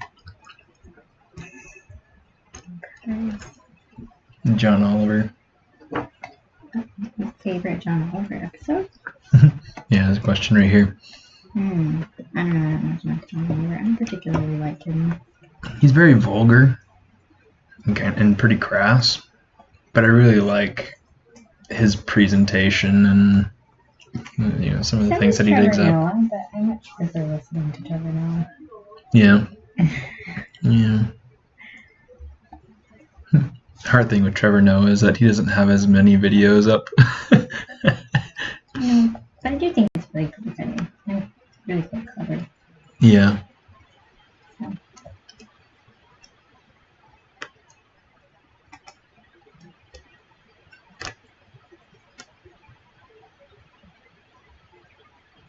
Okay. Cool. Let's go through and let's add sprinkles. I think he deserves his sprinkles now. Okay. Oh, today though I listened to an episode from John Oliver about WWE, and there were some really sad things that he had dug up, like average lifespan, things of that sort of nature.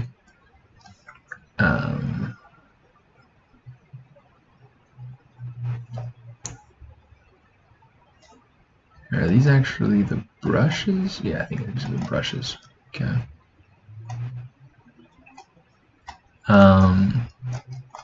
Like he had dug up like average lifespan and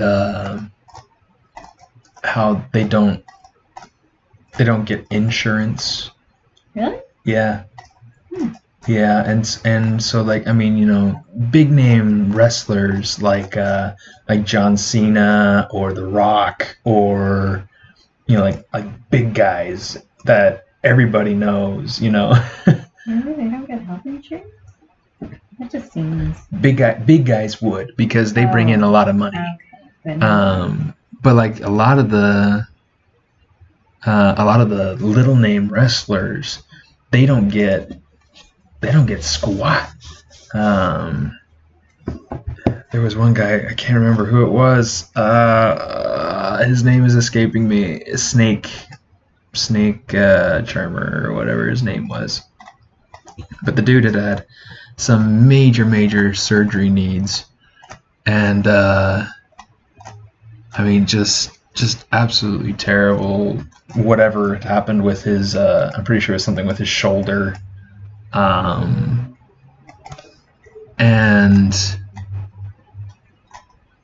he, because he didn't have insurance, he had to pay it all out of pocket. Right. And it was extremely expensive, and he couldn't afford it. And something that he found really touching was that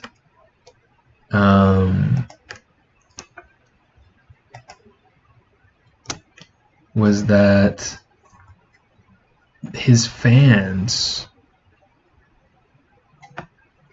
from years prior, they all chipped in. Like he got an overwhelming amount of support in just one night. He was able to cover like over 80% of the charges. I'm sure that he was able to get the rest of that, but I mean that was just tremendous. But the way that the president or whatnot of the WWE, yeah, I don't remember who it was, the wrestler, if that's who you're talking about. But I mean, he's just a total douchebag. I mean, he's so bad. He was so terrible to his wrestlers and crass and disrespectful and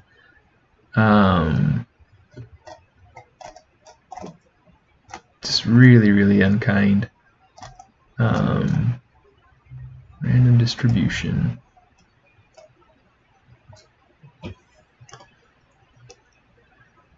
Okay.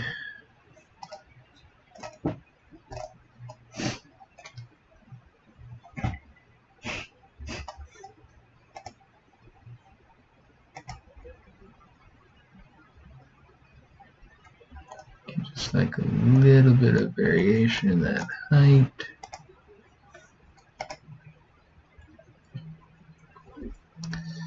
There you go.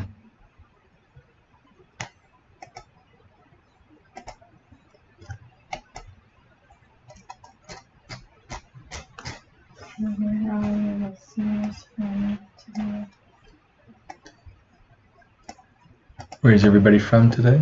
Is that what you're asking? Where's everybody from today?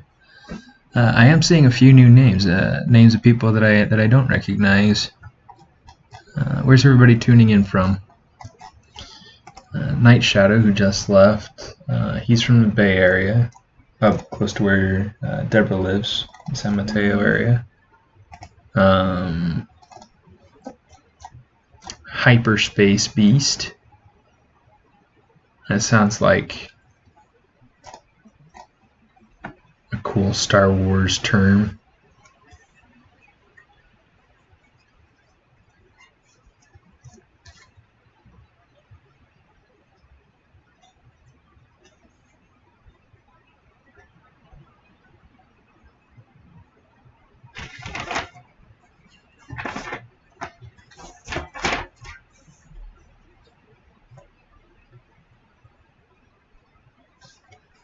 Okay. here's what I need to do. I need to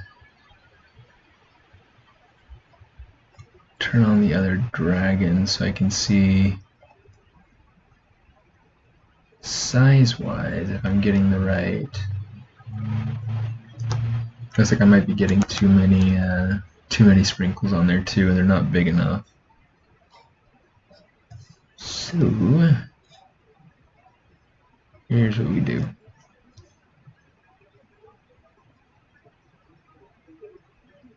That's probably about right size-wise.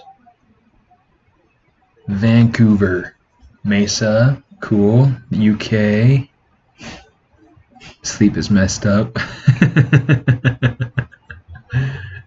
Bless your heart.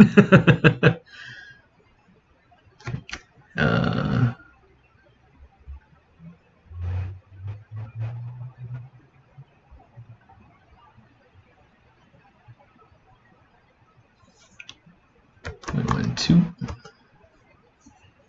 Okay.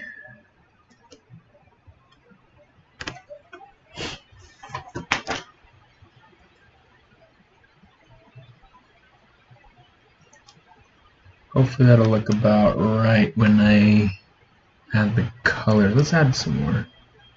Let's make it 0.15. Yeah, let's say 0.2. That's better.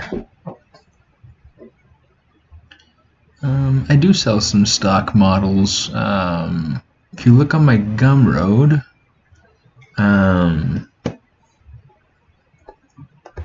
see if I can pull it up easily enough.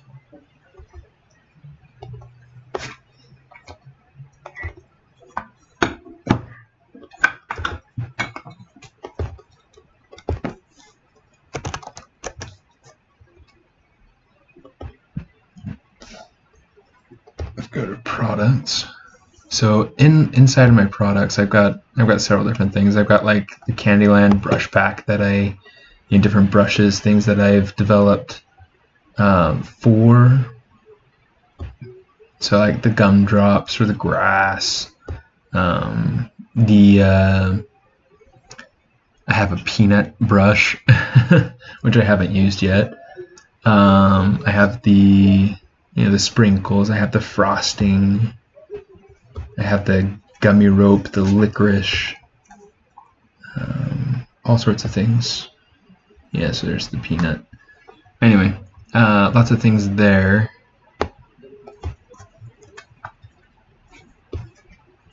Here are the fish that I made. Okay, so this is the fish that you see in that project. There it is, kind of with its color. Fully topologized, ready for you to do whatever you want with it. There it is in context. But then here's also another fish model that I'd made for another project of mine back in the end of last year. So I mean, those are available, and you can get one or both of those. I've got other IMM brushes. I've got some materials. I have some eyes. I have a skull. Skull that I went through and sculpted.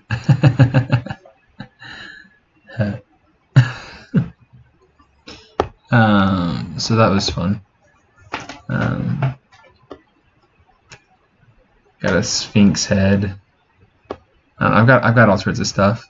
This one's the one that people seem to like the best. Is this this hairbrush? It has multiple profiles to it, which is pretty fun. I'm able to go through and use it to be able to create things like hair or eyebrows. I even used it for mustache and beard and whatnot. Just something to have fun with, and it works really, really well. I've used it on a ton of different models. But yeah, lots of things available through the Gumroad store. So if you're interested in going and seeing it, I actually don't know. Let me go to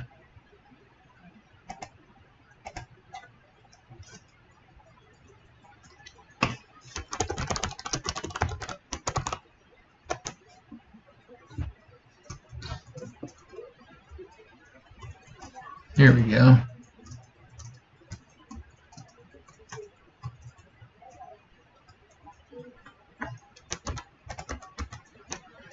Hopefully, you should be able to get there using that. Yeah, so the fish is, it's one that I developed. I sculpted it and topologized it inside of ZBrush. It's good, clean, animation-ready topology. It hasn't been topologized for, or it hasn't been UV'd. That's something that I know a lot of people like having things done a specific way.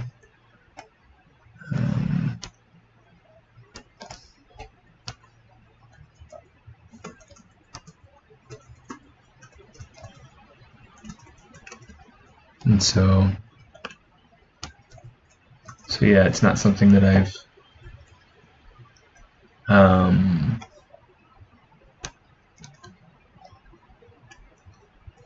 prepared in that way, though I may go through and see about doing that at some point.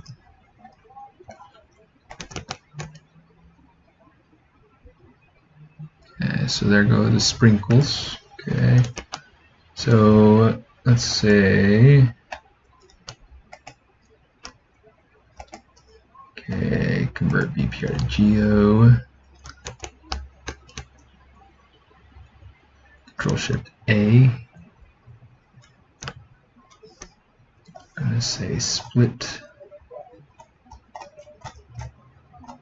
hidden.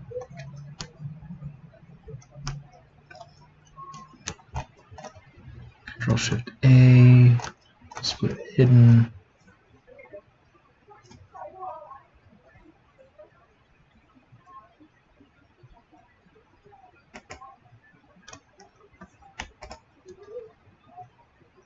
Okay, so we got to rename this. Head sprinkles.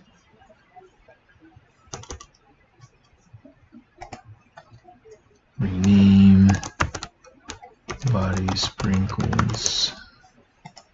Okay, so here's how I add the color to these. Right now you notice they're just white. Boring, right? Okay, so what we want to do, polygroups, auto groups.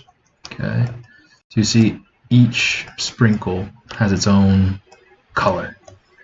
So now what we can do, this is the fun part, we can come down to colorize, if we can find it, or sorry, poly paint, and then we have the colorize on, say poly paint from polygroups. You see now we've got all these beautiful colors.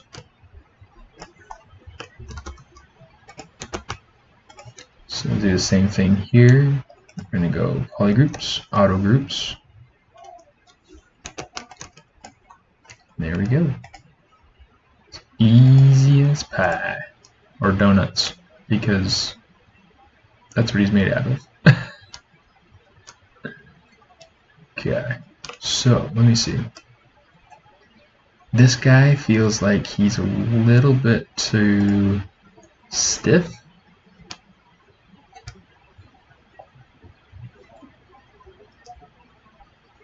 So, gotta figure out what I can do with that face to kind of make him feel a bit less stiff.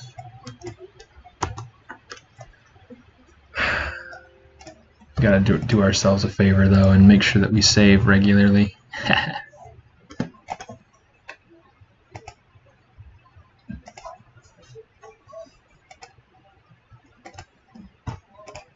Okay, it looks like we haven't had any more frame skipping, so that's good. That's so good.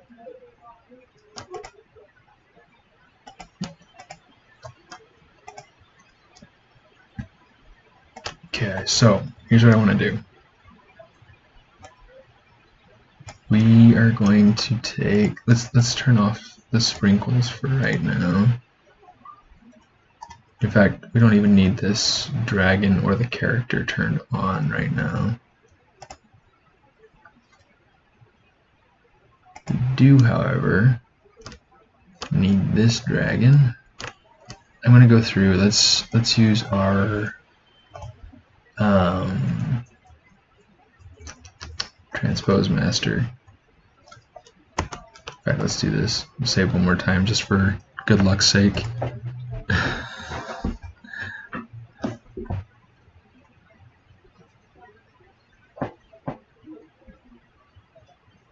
Okay. Say T-pose mesh. Now what I'm hoping to do with this is take it so that I can I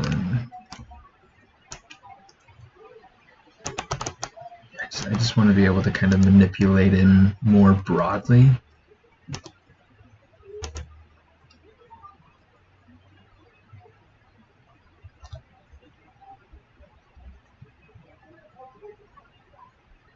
Kind of distort him some.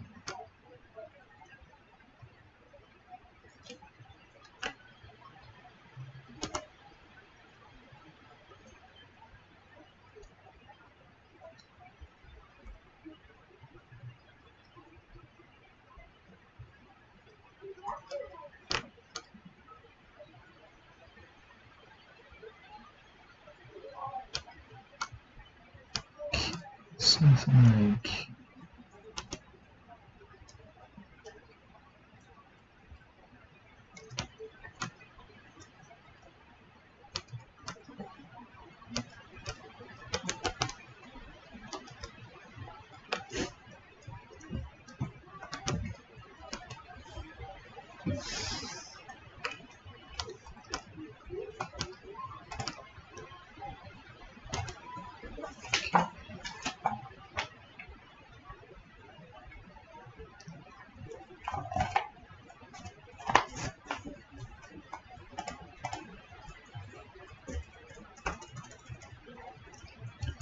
so right now, I'm just trying to give this guy some more energy, more force,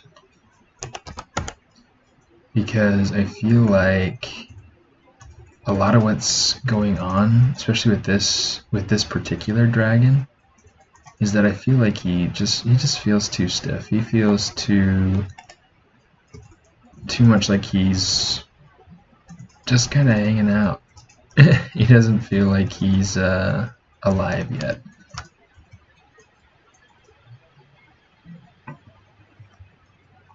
So that's what we want to aim for. We want to make him feel like he's really alive, like he's really part of the story.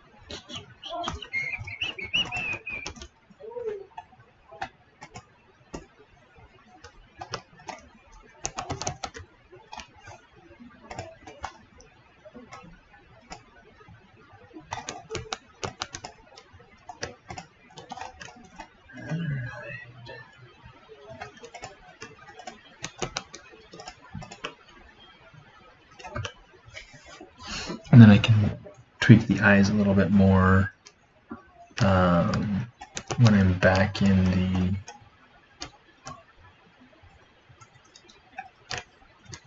the other file.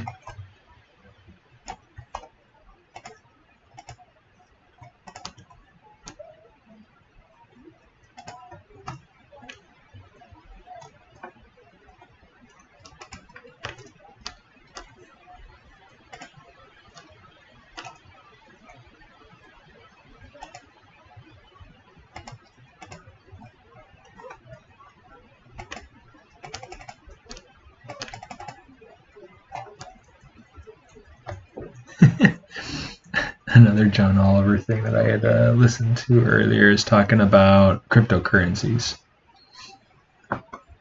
and things like the Bitcoin and things like that, and how dangerous they are, because it's essentially like this made up thing. It's this and then he's making fun of that one guy from The Office who buys and trades Bitcoin and whatnot, and who swears by it and gets in everybody's face about it, and he's just like, we all have that one guy, right?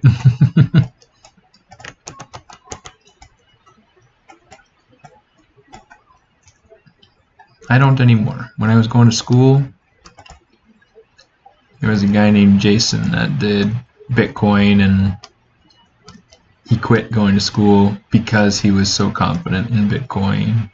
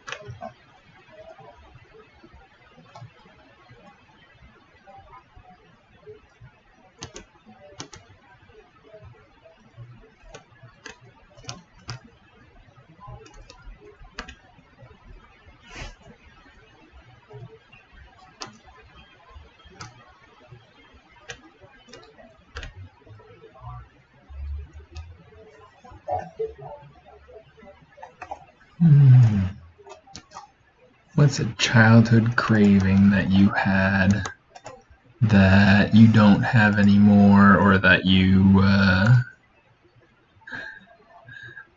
kind of can't stand the thought of anymore? A childhood craving? Yeah. I used to,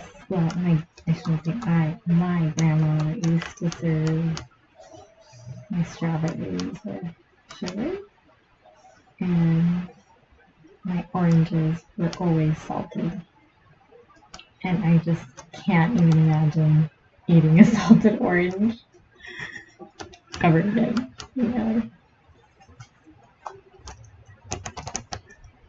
Definitely the salted orange. I mean, maybe. So was that something that you craved? Is that something that you liked? Well, yeah. I feel like, when you're a child, you just don't question things, I think. You know, people give you things and you're just like, everybody eats this. Grandma gave it to me. Must be It's good. not weird, you know. It's really good. Definitely the salted orange. I don't think I would ever eat that again. I used to get,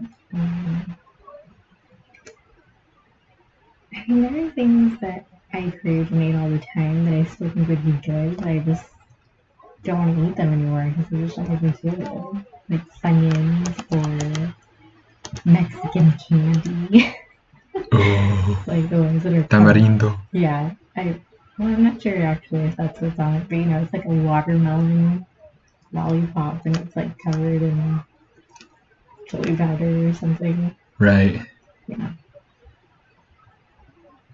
Chili powder, definitely. I feel like maybe because I had so many Mexican friends growing up, like they ate a ton of stuff with chili powder. Yeah. And so, you know, you have like watermelon, chili powder, or mangoes, or stuff like that. Yeah, we had that all the time too. It's like But I can't. I mean, I would not. I just, the thought of it was just disgusting to me now. It's funny because for me it's the opposite. Like those push up tamarindo things with the chili powder in it. When I was a kid, I hated it. Like, I couldn't stand it, and the neighbors had it all the time. They had other things too, like the little strawberry ones, with the juicy, chewy centers or whatever. Yeah. Love I could those. still eat those, but I can't eat anything with the. But those tamarindo ones, like they were just so strange to me when I was a kid. But now I like them. See, I just can't imagine. Plus, you know, that stuff has like lead in it or whatever. Really? It's like, I think that, well, I don't know if it still does, but years ago they had this like this thing on the news that was like, don't buy the Mexican because it has lead in it. Well, specifically they were talking about those push-up things and like the. Huh. Yeah, actually, I think that might have been when my mom stopped buying them. It was on the Spanish news like, sometime when I was growing up. It's just like, no, yeah, I was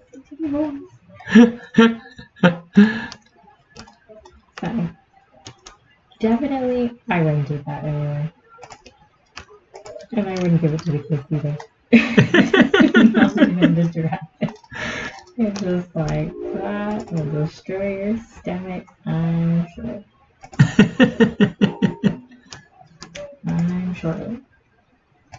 So.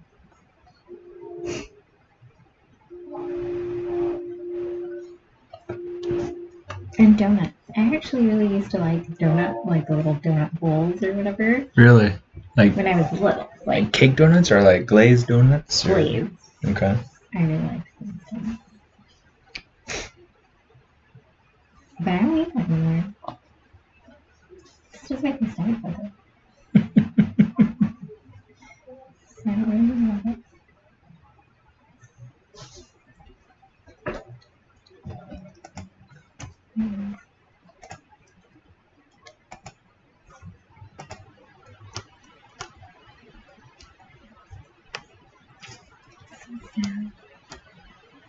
I agree.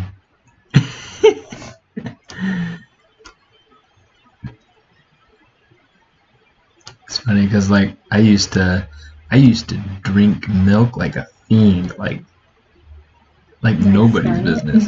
Oh, but like I would put Scarlett to shame. Like I would go through almost a gallon of milk a day by myself. Like, I used to have like 3 glasses of milk when I got home. I would have like 2 bowls of cereal in the morning. Like I was a milk chugging fiend. But now I can't really handle it. I don't say that I was ever big into milk. I just can't imagine why you would enjoy drinking milk. It doesn't taste good. It's gross. I don't know. I used to really like it. I don't know. I really liked the Everything, like everything. I just loved everything about it. But what's it like being a Disney Imagineer? It's a lot of work. It's a lot of work, but fortunately I was able to find a good niche there.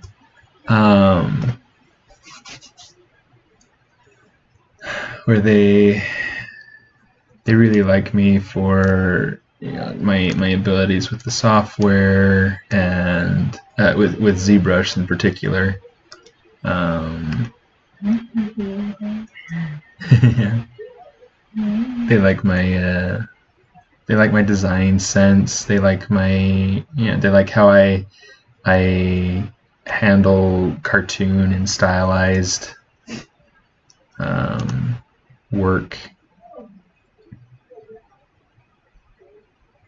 And they like the speed at which I work, so it's a big plus.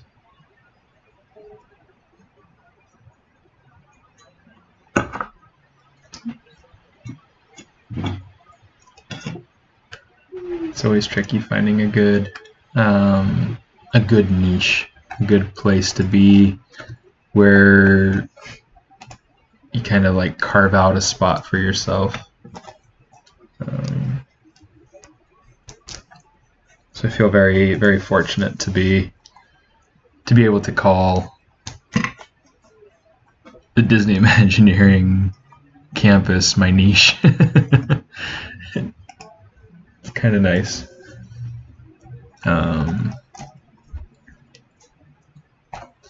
Right now is kind of a fun stage because I'm starting to transition projects. I'm wrapping up on the one and I'm moving over to the next one. Still on Disneyland Tokyo. Just a different attraction.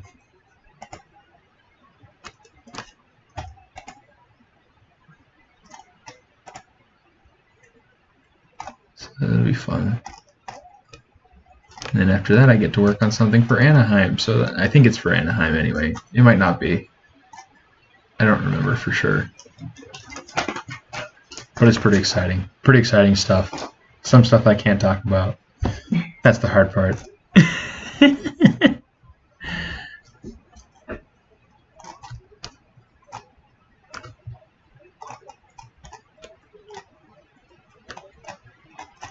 Okay, I'm going to give some more TLC to this baby here. Ooh, you know what? I think instead of having this fin like this, I want to make it so that it's kind of more of a fan. Let's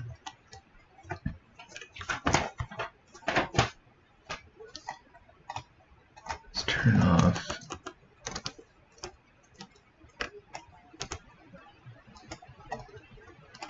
Okay, I want it to be more like a fan, and I want it to probably be rotated a little bit further. So here's what we're going to do.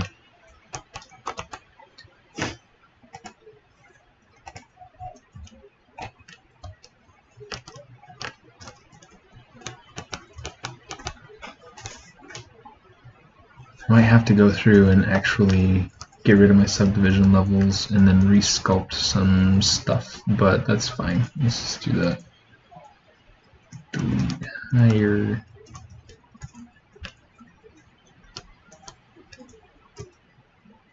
Or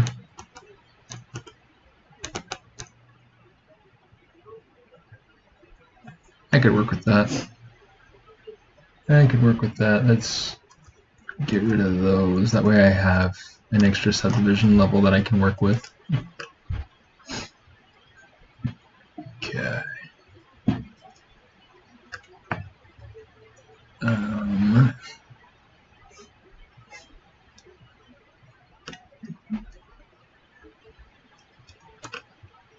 Do I get to go to Tokyo to see how my work turned out? I hope so. Hope so. Yeah, hope so. That's definitely a goal.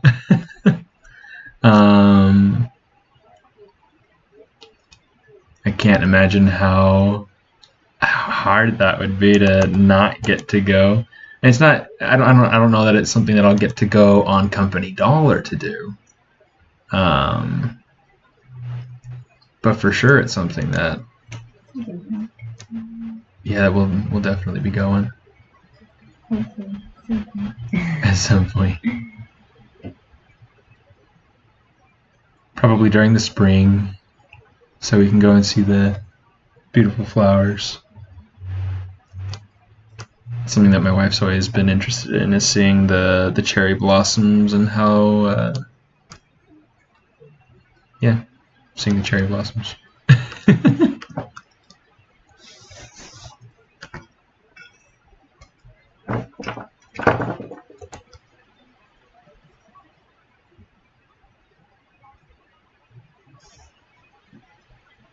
And I'll agree, they're pretty for flowers. Just kidding.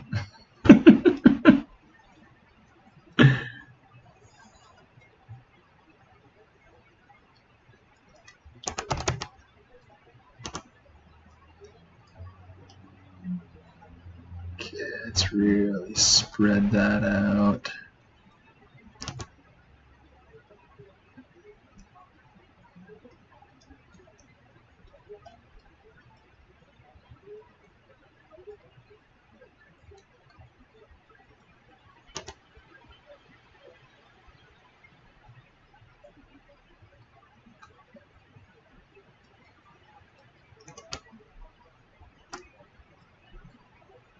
Yeah, would definitely be. That's definitely something that's on the list of things to for sure do.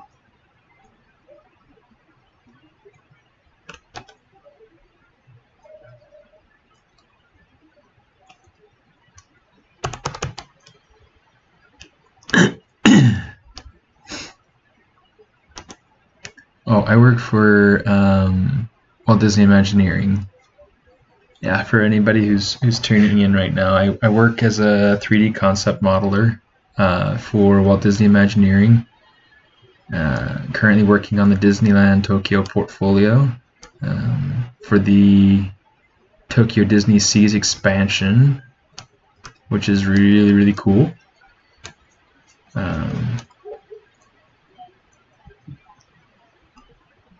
Yeah.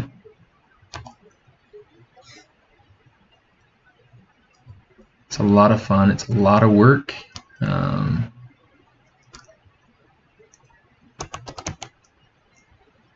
It was definitely a lot of work getting in, and it was a huge relief when I found out that we got the job and whatnot. It was my goal, a goal that I had made years ago, where I wanted to. I was like, I want to work for the mouse. I want to work for Disney before I turn 35. And definitely not how we expected it to happen. But I think that it works.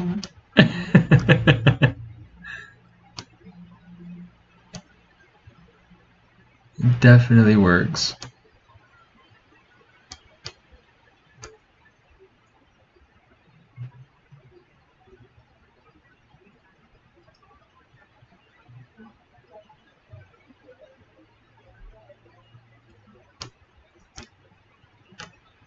It'd be interesting if you have an opportunity to have a panel of different artists kind of talk about their different journeys to where they are now. During the stream? Professionally. During your stream, or just if you did it on your own, let's say, I feel like maybe most people, especially people starting out, I feel like when you were at BYU, I feel like really the first taste we got of what like the employment journey, industry life was in that one class by Ryan Woodward. Ryan Woodward, especially And even that, it was I just feel like there's like just, half a taste. It was like, well, no, I feel like, I feel like they did a good job of, kind of presenting how it went, for them, how it was kind of pulling back the curtains. slow beginnings,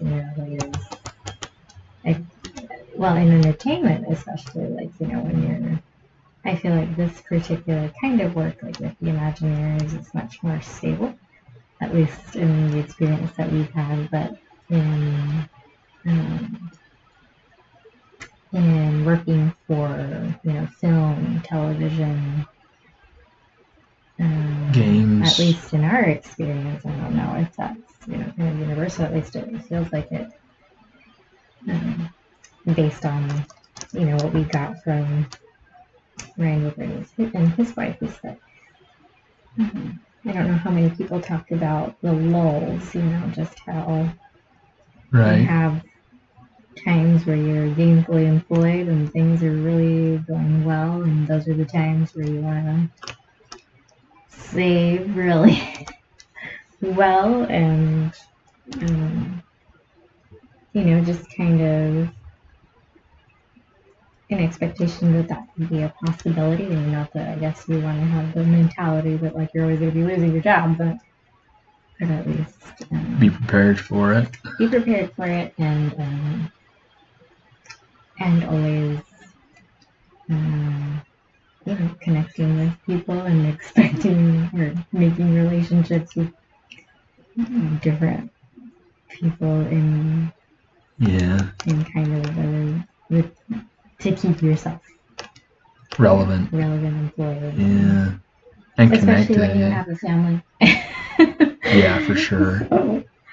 It's know. funny. Somebody said drinking a large sip of sad juice.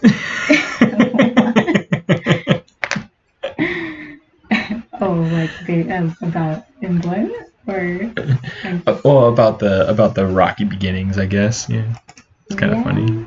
Well, I mean, C'est la vie. That's just kind of the beginning.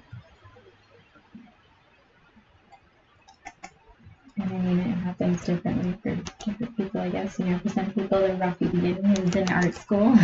For some people, it's when they're about to get a job, or when they're trying to get a job, or later, or I don't know. Right. Different experience. That's why I said it could be really interesting, to kind of pull a panel of different people, either kind of, a few from the same, like in film, people that work in video games, people that do more like parks and attractions like you're doing right now, and just kind of get a feel for how their journeys have kind of flowed, from beginning to where they are now. Right. It's a rough industry. It's rough.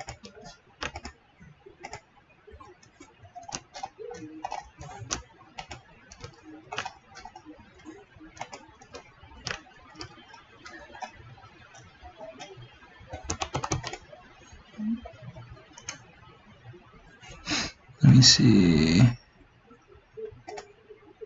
How did I become a concept? So I'm a concept modeler, which is a little bit different from a concept artist. The concept artist does a lot of drawing. I work pretty much purely in 3D.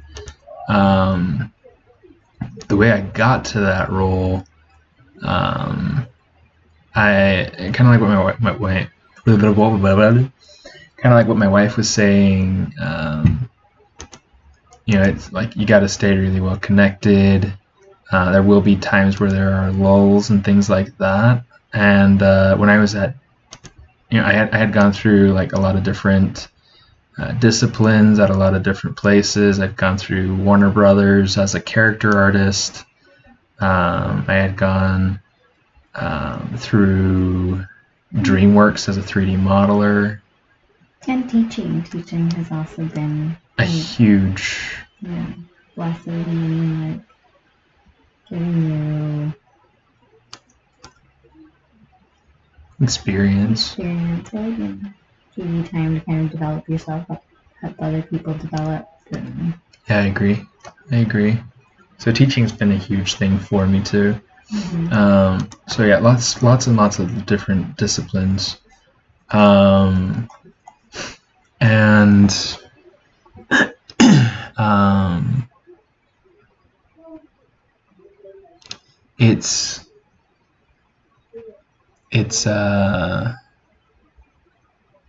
and then when I was at DreamWorks, I was told that I wouldn't have a show to move on to after I was wrapping up on How to Train Your Dragon. And that was, of course, like, anytime you get that news, it's always sad.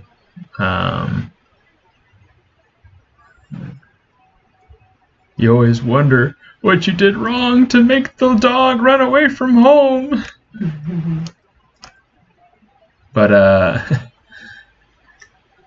yeah, I mean, you kind of just gotta stay on your feet. And luckily, one of my friends there, the day I had gotten that news and I was talking to him about it, he told me about the guy who's now my supervisor, who was asking him about people who might know, that might be really good, 3D modelers. And he thought of me. It was a huge blessing for me. And things take time because, from when we first got that. Yeah, that was back last March. And didn't get a response or an affirmative response until August. September. So. Yeah, and then I started at the beginning of September last year at Disney. So it's like there was a huge period where I was going through during last summer where I was doing I was modeling furniture for Crate and Barrel. There were all sorts of crazy weird side jobs that I had to take, all for the sake of making money, making sure that I could make ends meet. And it's kind of funny when things like that happen. I was also able to grab a bunch of freelance from Hasbro and other things like that. But so those things were good experience for me. All the experience, the freelance, the things that they liked when I was interviewing at Disney were a lot of my side projects. They liked my experimentation and my islands, there we go. And they liked how I guess my sensitivity to flow and design, and it was a lot of fun to be able to interview with them. And I felt like I walked away from that interview like, sweet, I've got a job, I'll be starting on Monday, I'm sure of it, and whatever. And 6 months later it was it was about that, yeah. And so that was really hard, but it's sometimes you just gotta wait for the good stuff, and the good stuff comes, and it's always a matter of you making sure that you kind of stay on top of whatever it is that you're doing, making sure that if you're working a job, that lasts from now to October. Right now we're about to step into June. Like right now is kind of a good time to start networking, and whether that's somewhere networking within the place where you're working currently, or networking outside of it. You want to make sure that you're kind of staying ahead of the game, and that's something that I've kind of had to learn the most painful sort of way.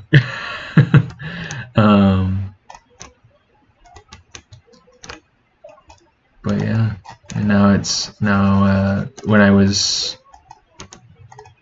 started kind of networking around Disney. Gosh, about 6 months ago now, back in December. I mean, I had only been there for about 3 months, and I was trying to make sure that I could stay there. I didn't want to like be told that there wasn't work for me, so I started 6 months before my gig ended, and I wanted to make absolutely sure that I wasn't going to end up without something to roll onto, and so I did, and started talking around, and the supervisors like me there, and they like my work, and so that was a really, really huge thing for me, is just to make sure that I stay on their radar, that I make sure that I'm expressing interest. Hey, thanks, Ruslan. How you doing? Thanks. I'm glad you're enjoying it. I'm doing pretty well. I'm just, I guess, rambling. I do that sometimes.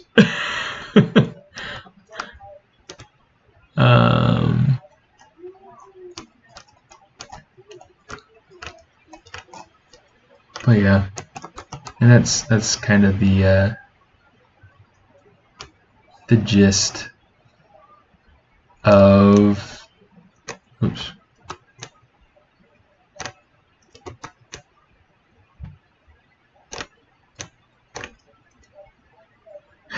The gist of working in entertainment, really.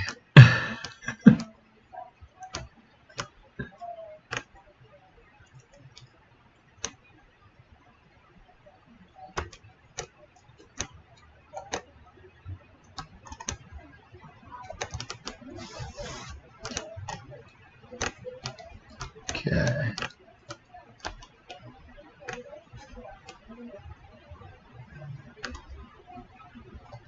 Okay, so here I need to make sure that I get the same thin on the other side. So I'm just going to hit mirror in order to make sure that I get this in the right place. So I click and drag.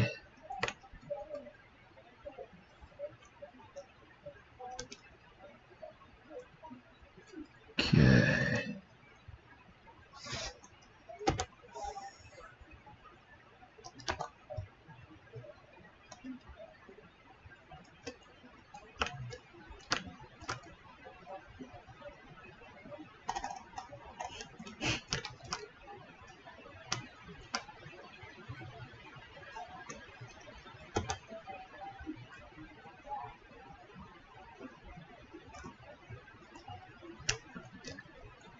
Tag that in. So now what's cool is now I can go ahead and I can take, let me see, I think, yep, I need to get rid of this extra, delete, not polygroup island, polyloop, get rid of that. Chat is covering all the good stuff. What hardware do I use? So I use a laptop. It's an Acer Predator. I also have a second monitor. Makes it really, really kind of just easy to work, because I can work on one screen over here. On the other screen, currently I have things like the chat. I have my Streamlabs broadcasting software. If I need to, I can put reference, things like that over there, and it just makes things really kind of streamlined. It's nice.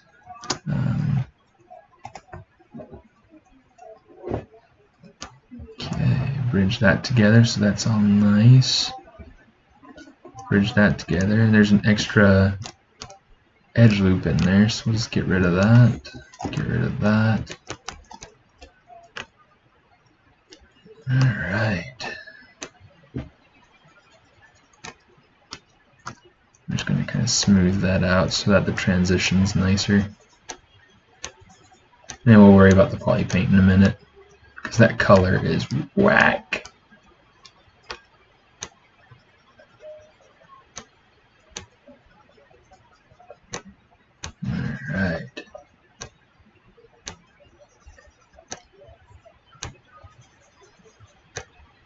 I'm glad you came up to sit with me. I like having you around.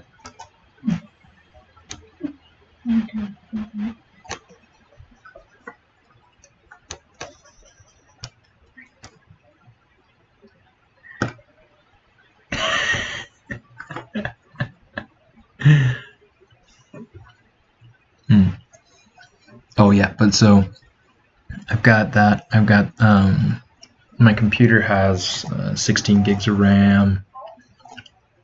It's got an NVIDIA. Oh my goodness, the the GTX 1080.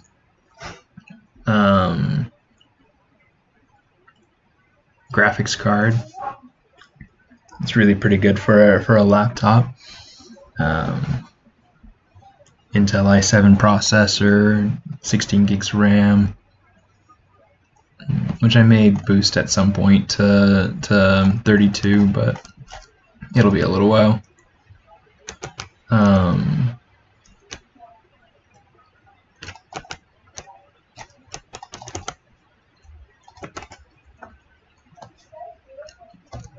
Then I have a Wacom tablet. I used currently I'm on the medium. Got the what is this model called? It's the more recent one. I've kind of just recently gone through something of an updating of my hardware.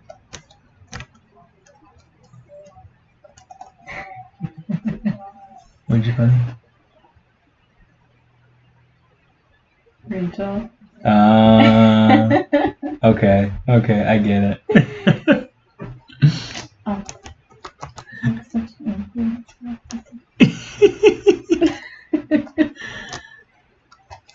I wonder if she has other people that she also like knows or follows that does the 1 second a day. I don't know. I think it's so fun. I agree. And plus, she has a good heart. It's okay.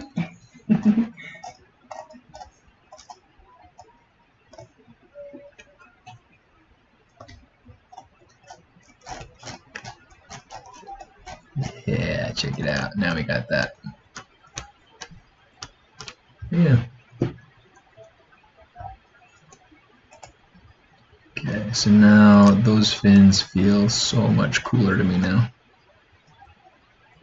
Of course, that other fin, I would have to do some playing around to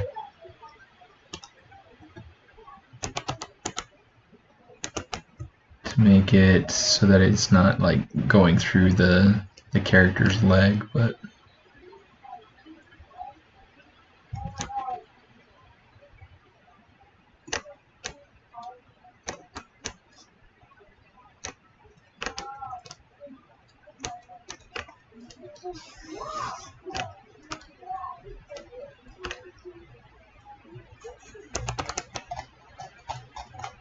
so let's see what we can do. And it's like I don't have to worry about all of it, just the part that we're actually going to be able to see. That's kind of like a trick with things that you're making digitally. If you're not going to see it, don't worry about fleshing it out. Like my character, he doesn't have an actual butt, he just has pants. Same with the feet. He doesn't have toes. He doesn't have real feet. He just has these socks. And I actually made those feet or those socks from the feet. So it's just kind of fun little bit of tender professional goodness there. That's my word of advice.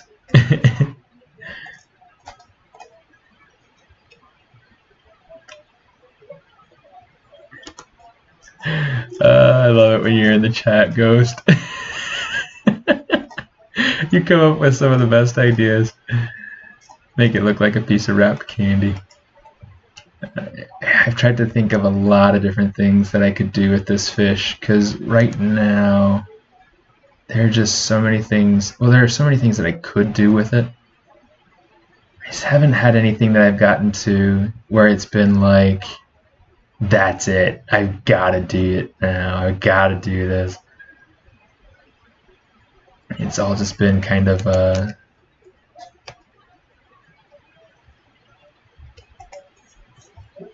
just kind of experimentation.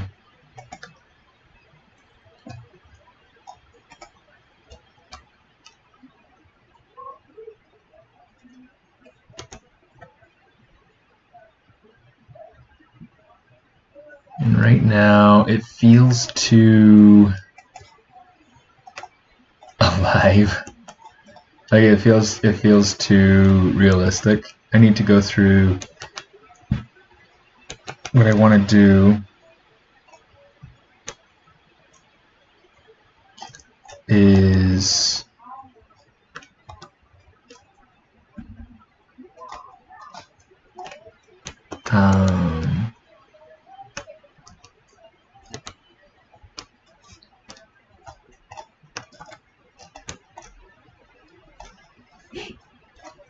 what I want to do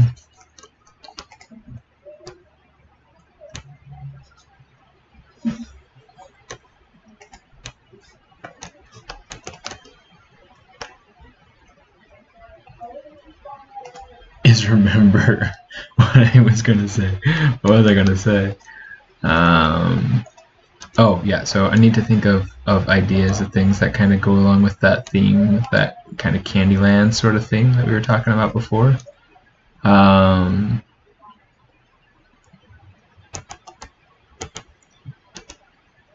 Because this has been probably one of the more difficult things for me to kind of really figure out, is kind of what to do with this fish. Because I feel like having the fish, I feel like it might be the wrong choice. It might be the wrong thing for me to do. Which means I might end up having to go through and pose a different version of my character.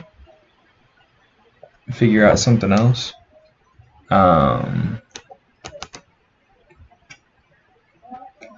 Because the more I think about it, the more the fish just doesn't make sense, and therefore does not just doesn't fit.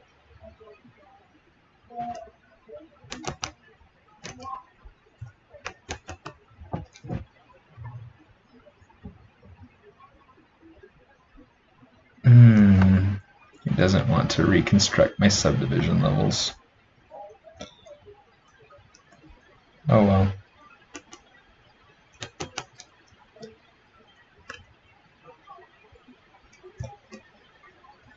Oh well.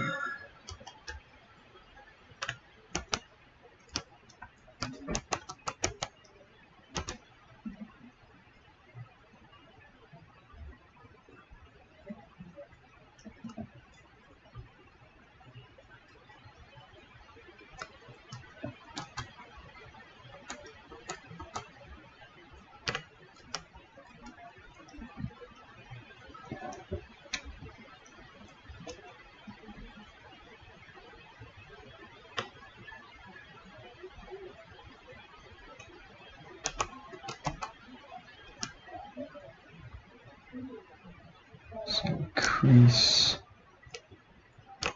Make sure that that stays creased, because I'm pretty sure that that was something that I wanted to have creased anyway. So do that.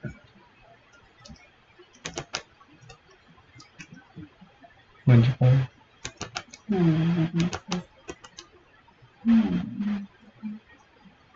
Let's see.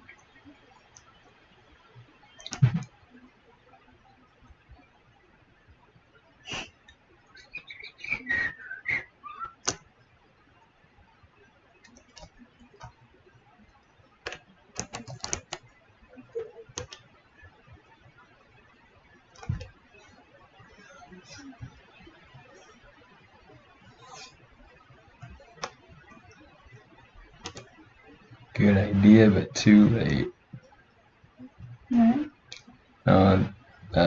Ghost of Christmas Future is saying, good idea, but too late. He's suggesting doing the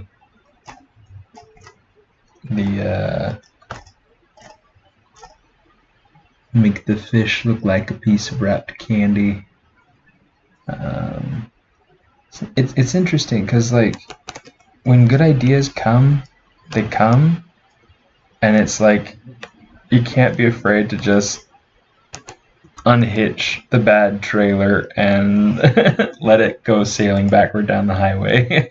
You know, if you know, like I do it way too often where it's like I get too attached to an idea and I have to talk myself into letting it go. This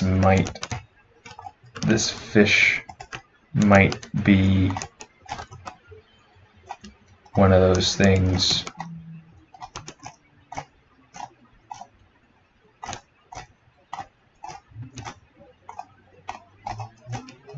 Sad but true.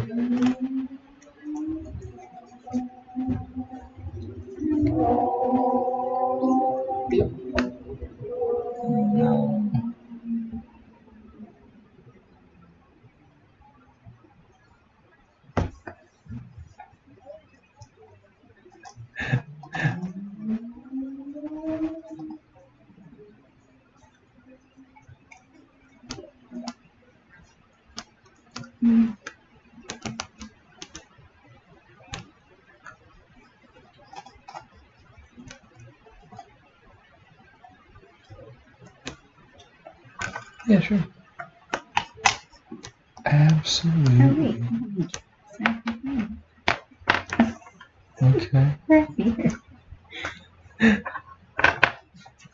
guess.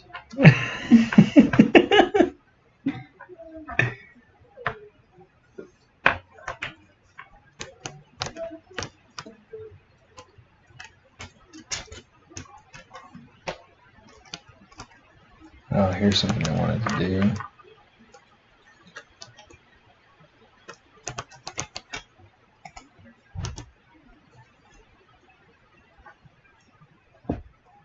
Since he's bending and I want him to feel a little bit fleshier, and give him a little bit of a fold here.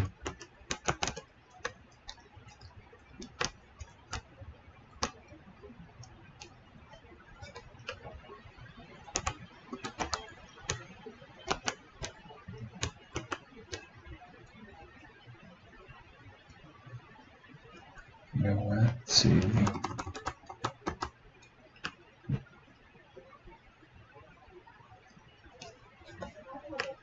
Let's do this first. Let's do that second.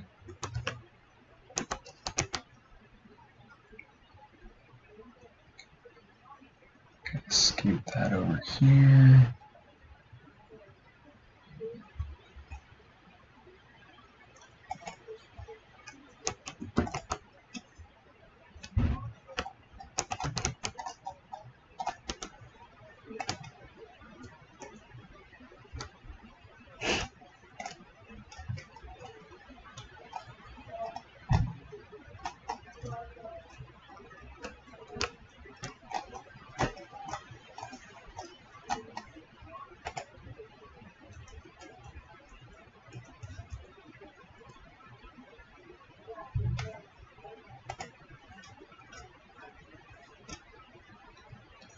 Rip question. Saws was probs a bit too dark. I'm not sure what that means.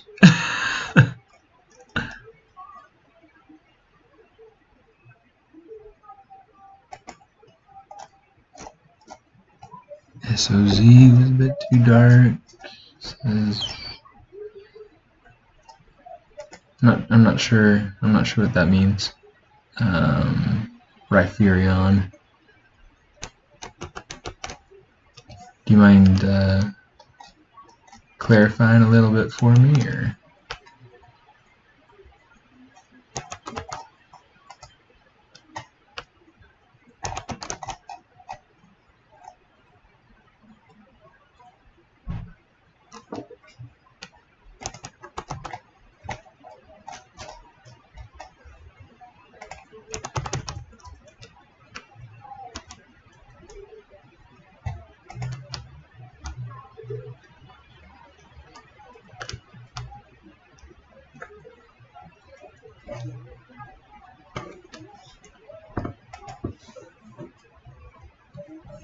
How long ago did you ask?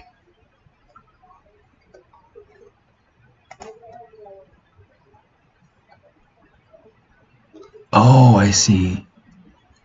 Word of advice on despair, like looking uphill and seeing nothing but extreme talent, and looking at yourself and seeing nothing. A lot of people face that when they, even well into their, career. People with extreme amounts of talent. I know a really good friend of mine. Maybe I'll just not drop names anymore or whatever on the stream, but he's extremely talented. He's always super down on himself. And I mean, really, there's no support for him being so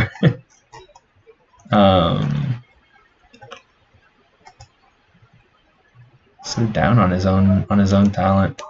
And we all kind of face those sorts of feelings at times, sometimes more than others, and some people more than others. But yeah, I mean, it's something that you'll feel possibly all throughout your career.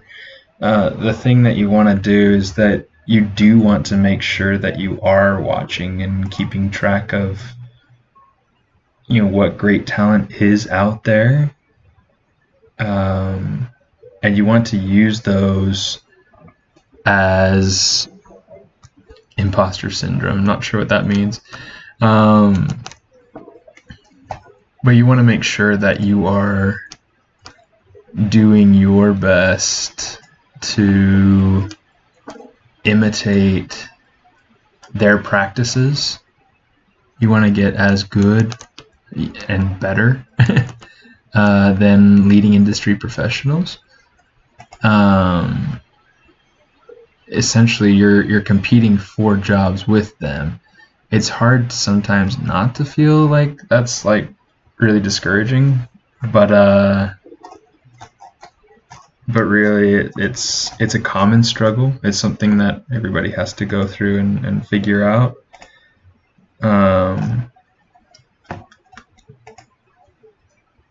And just understand that the whole thing is a process. Even once you get up to a level that you feel comfortable with, a level where you feel like you have skills to offer and and you could hold your own against the competition, if you will. You still just want to make sure you're always progressing and always learning, always climbing. And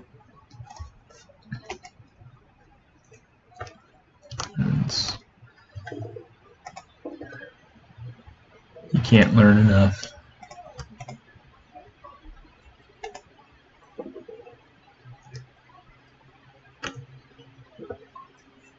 That's okay.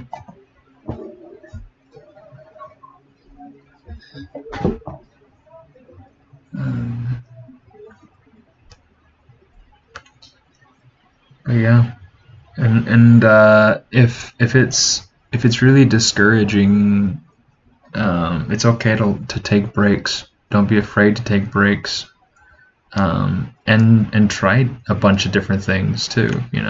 There's absolutely nothing wrong in trying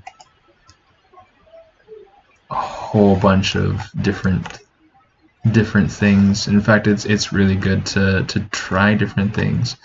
One, because you can learn how one discipline can interact with and aid another discipline. If I wanted to be a character artist for games,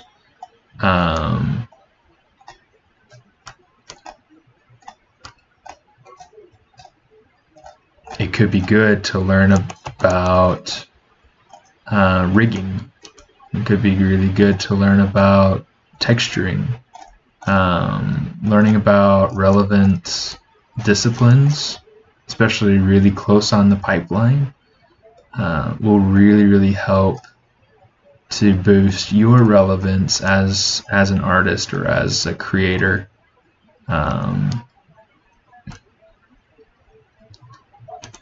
A lot of people like going through and learning different bits of coding or engineering. One of the things that I want to learn is a little bit of robotics. You know, what does that have to do with my career? Absolutely nothing. It's just something fun. But don't be afraid to, have hobbies. Find ways to just learn and boost your creativity and your learning, and find out how to grow in different ways.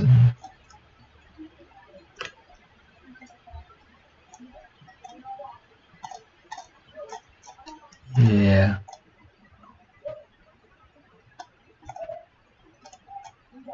Lots of good stuff.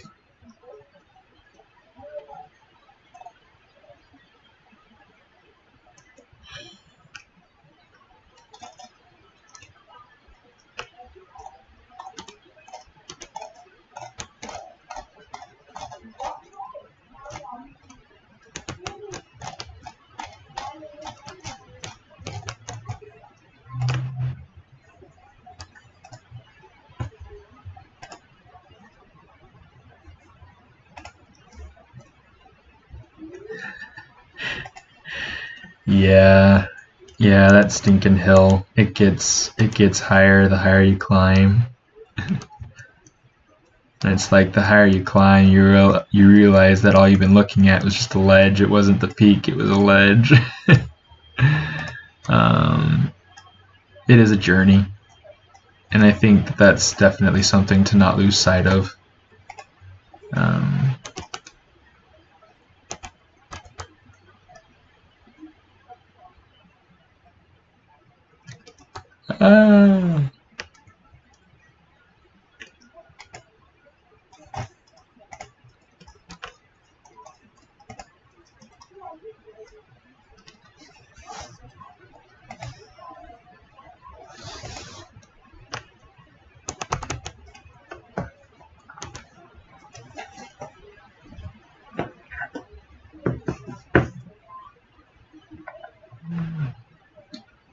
It's good though that that with your perspective that you already understand that it's not easy.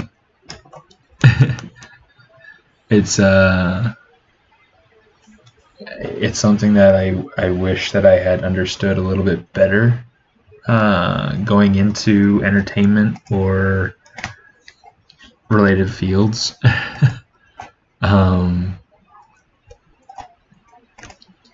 But it's very useful knowing that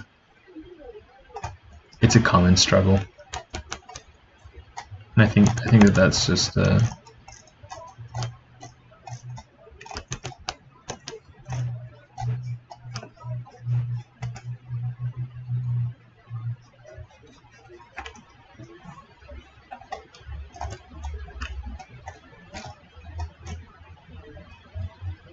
that's just it.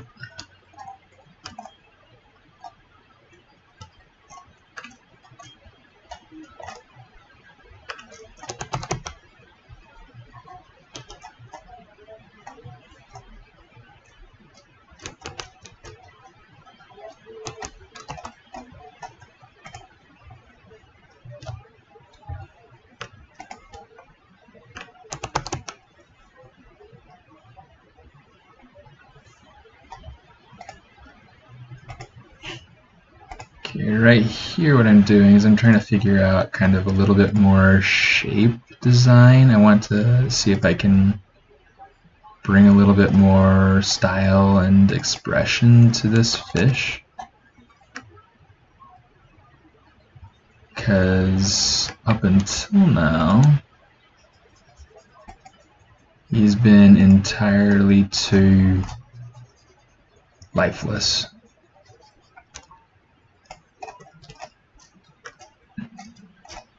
I'll have to think over this week and see if I can think of anything that I really like as an idea. Maybe I'll put a poll inside of my my Instagram. So if you guys follow me on Instagram, I'll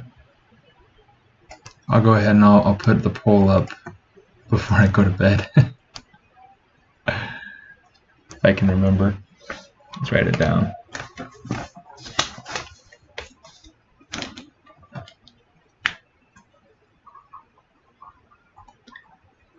What to replace fish with IG poll. Okay. Noted.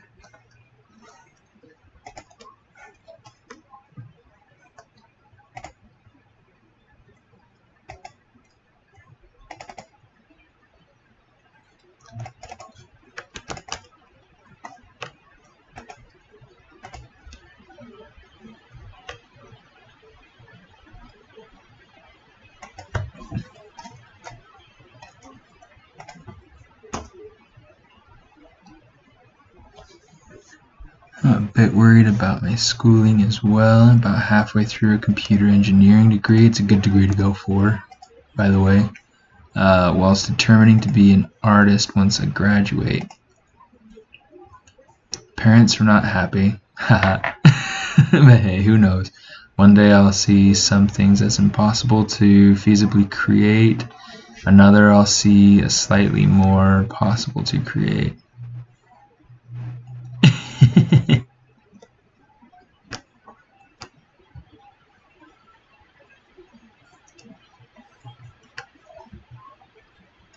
Yeah, I mean, it's going for computer science. It's definitely a great degree to go for.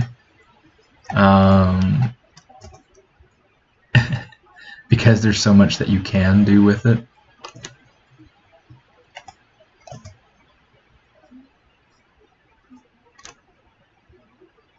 So I mean, I would definitely take advantage of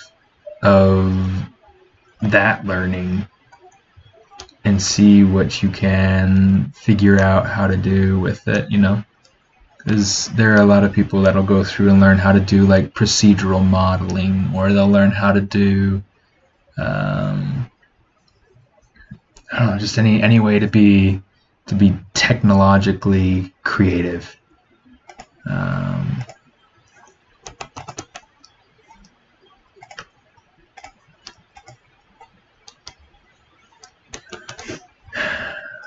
We need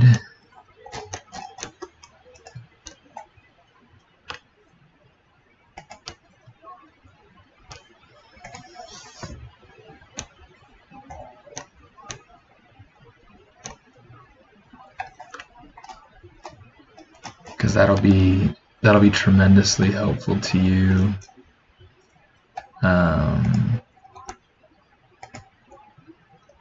As you go,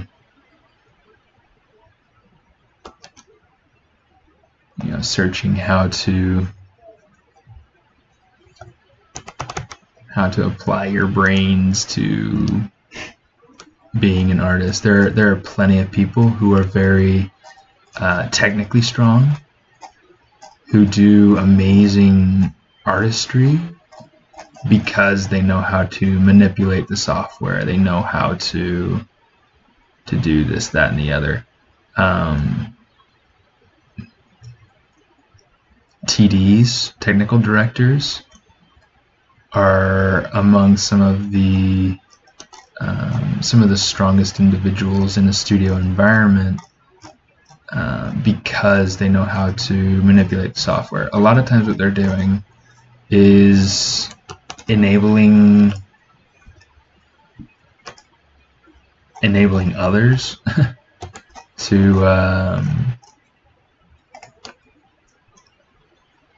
so that, you know, films or games or whatever can get done.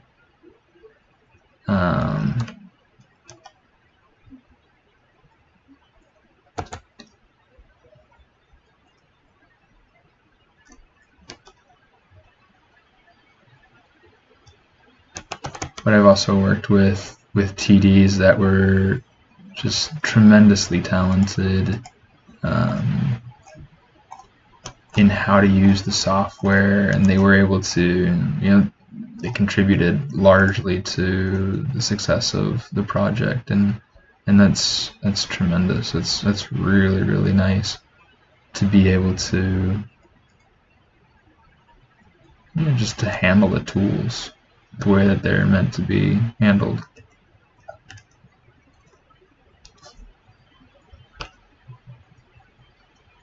Okay, that made it a lot funnier.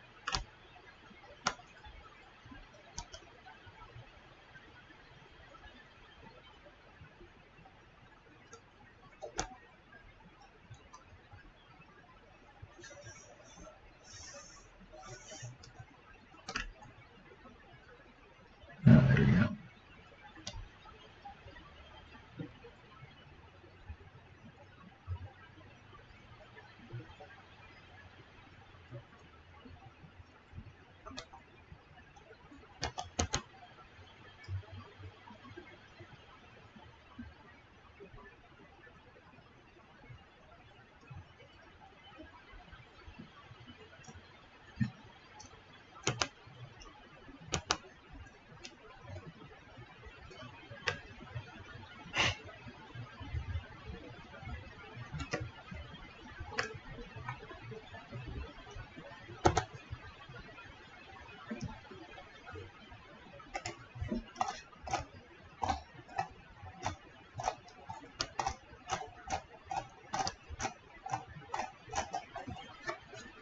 Got a computer science degree, and now I'm learning ZBrush. That's the way to go. That's the way to go. Learn that ZBrush.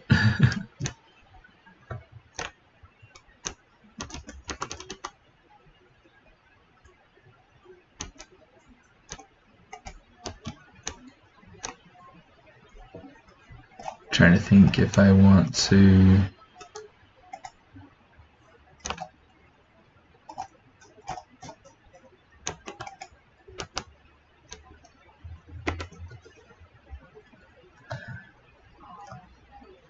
oops, color fill object.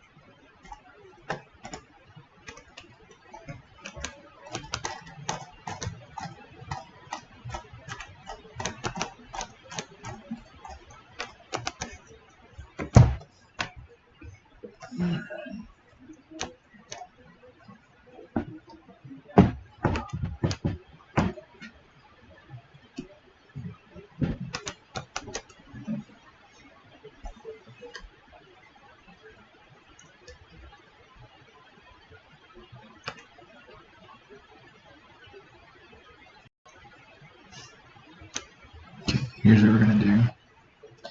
We're going to try coloring that little ring right there.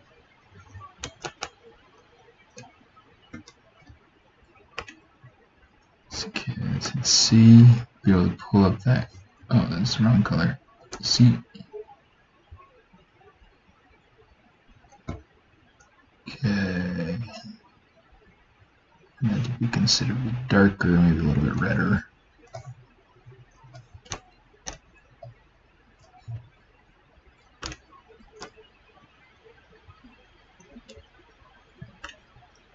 Yeah, I don't like that. Let's try brighter and yellower.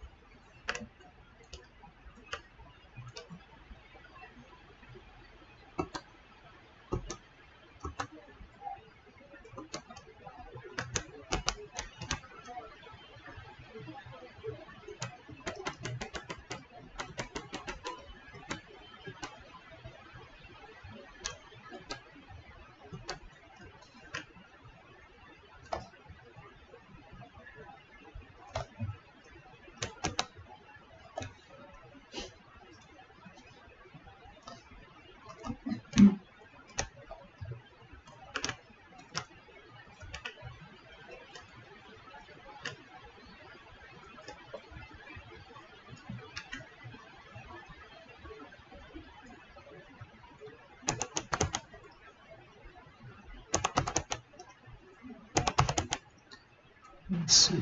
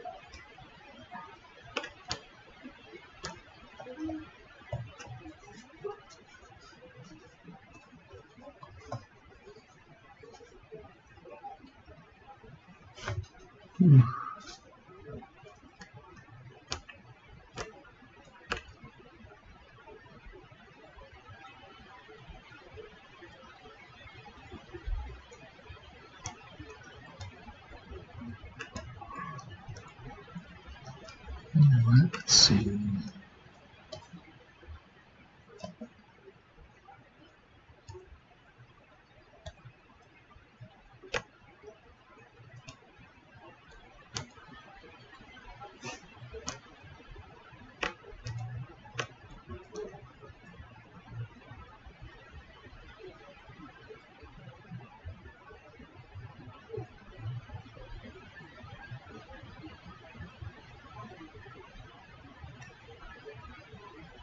See if we can get something good going on here.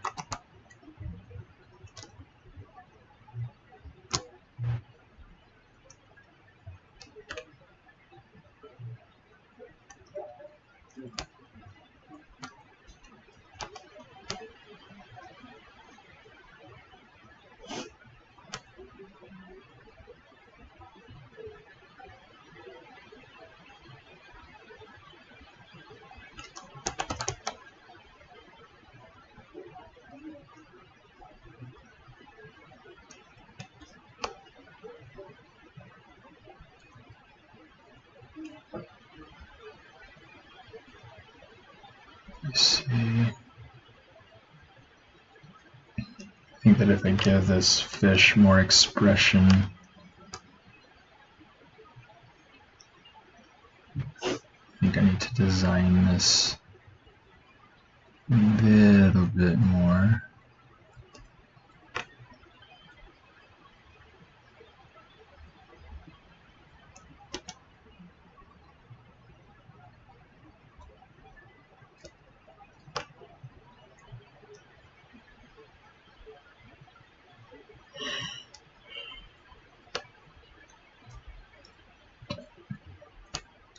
Definitely starting to have a lot more personality, and that is a really good sign.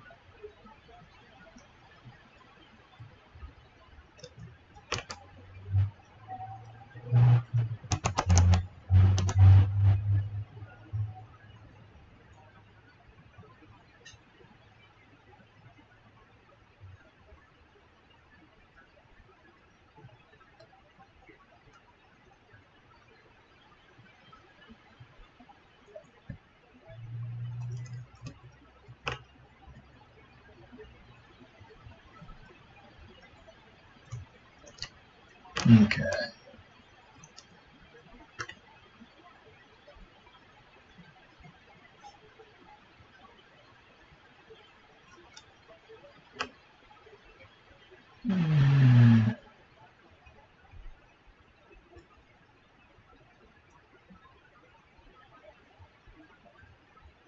Yeah, I don't know. I'll have to play with different ideas about if there's something I can replace the fish with.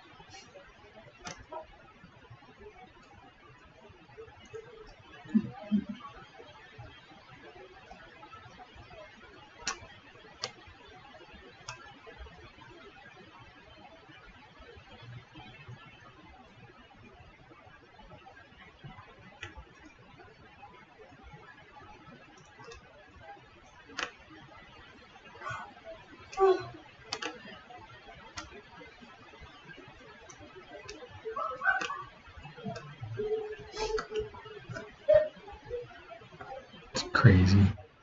It's crazy. Thank you, Zidan. How are you doing? Hello, Daichi. How are you doing? I'll probably be tuning out here in just a minute. I've gone over time by a bit, by a lot. Yeah, and I need my beauty sleep. But the stream went pretty well.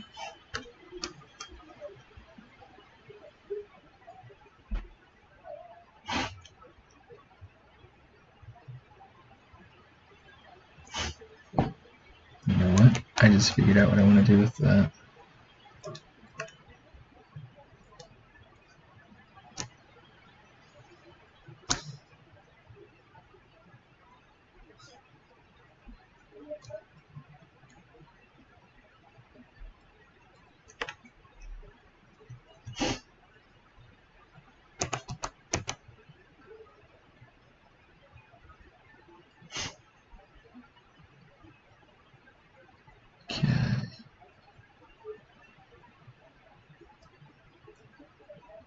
Take this fin and flip it the other way.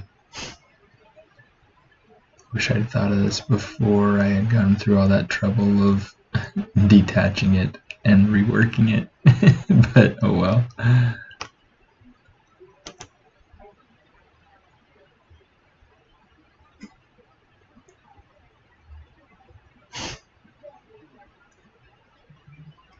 C'est la vie.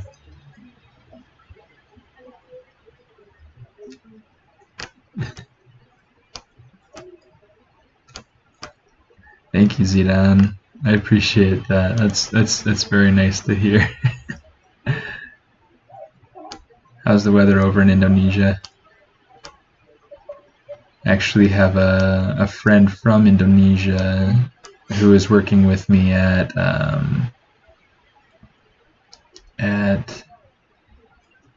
Disney. Her visa just ran out, and so she's having to go back home.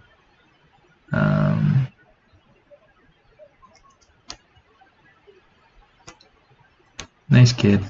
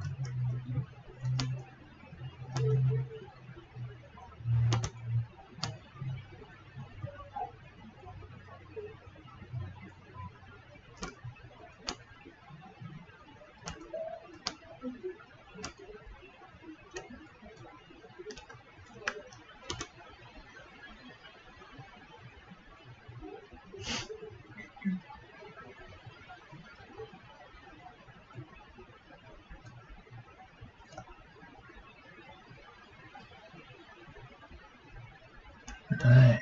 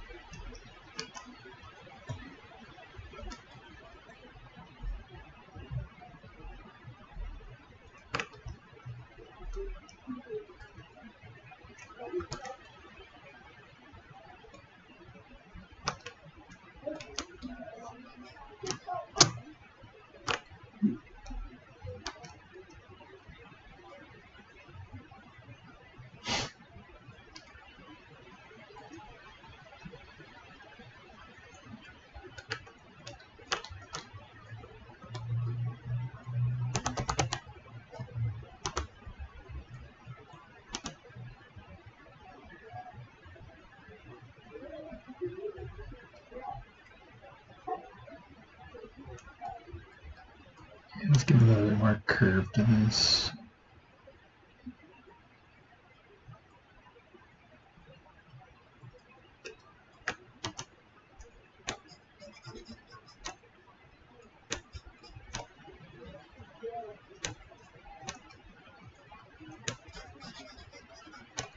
All right.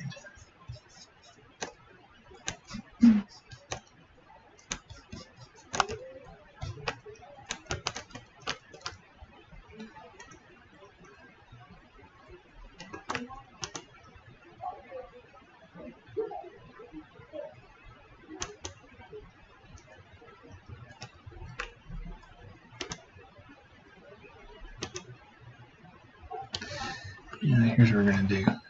Let's turn on curve, IQ curve.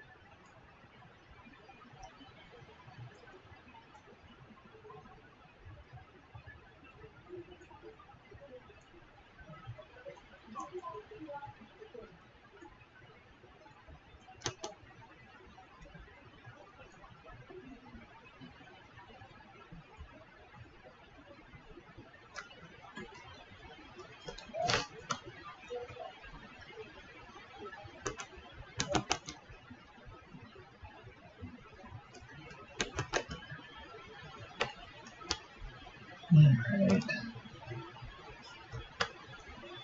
If I decide to do something different with that eye later, we'll see. Let's see what happens. Alright. Well, I'm going to call that for tonight. It's been a long week. I'm hoping for a good night's rest for everybody, and we'll see you all next week. Be streaming again on Friday at 8 o'clock Pacific time. We're going to keep going. We're going to progress some more with our scene, and who knows, maybe I'll work on the tree next. Get that tree going a little bit further. Maybe I'll push some of the set dressing stuff. Try to get some more, get this grass and whatnot to look better, more like coconut shavings or something. We'll see. We'll figure out some more candy and food items to put in here. But yeah, let's see where this goes. Thanks for tuning in, and I hope to see you next time. Cheers.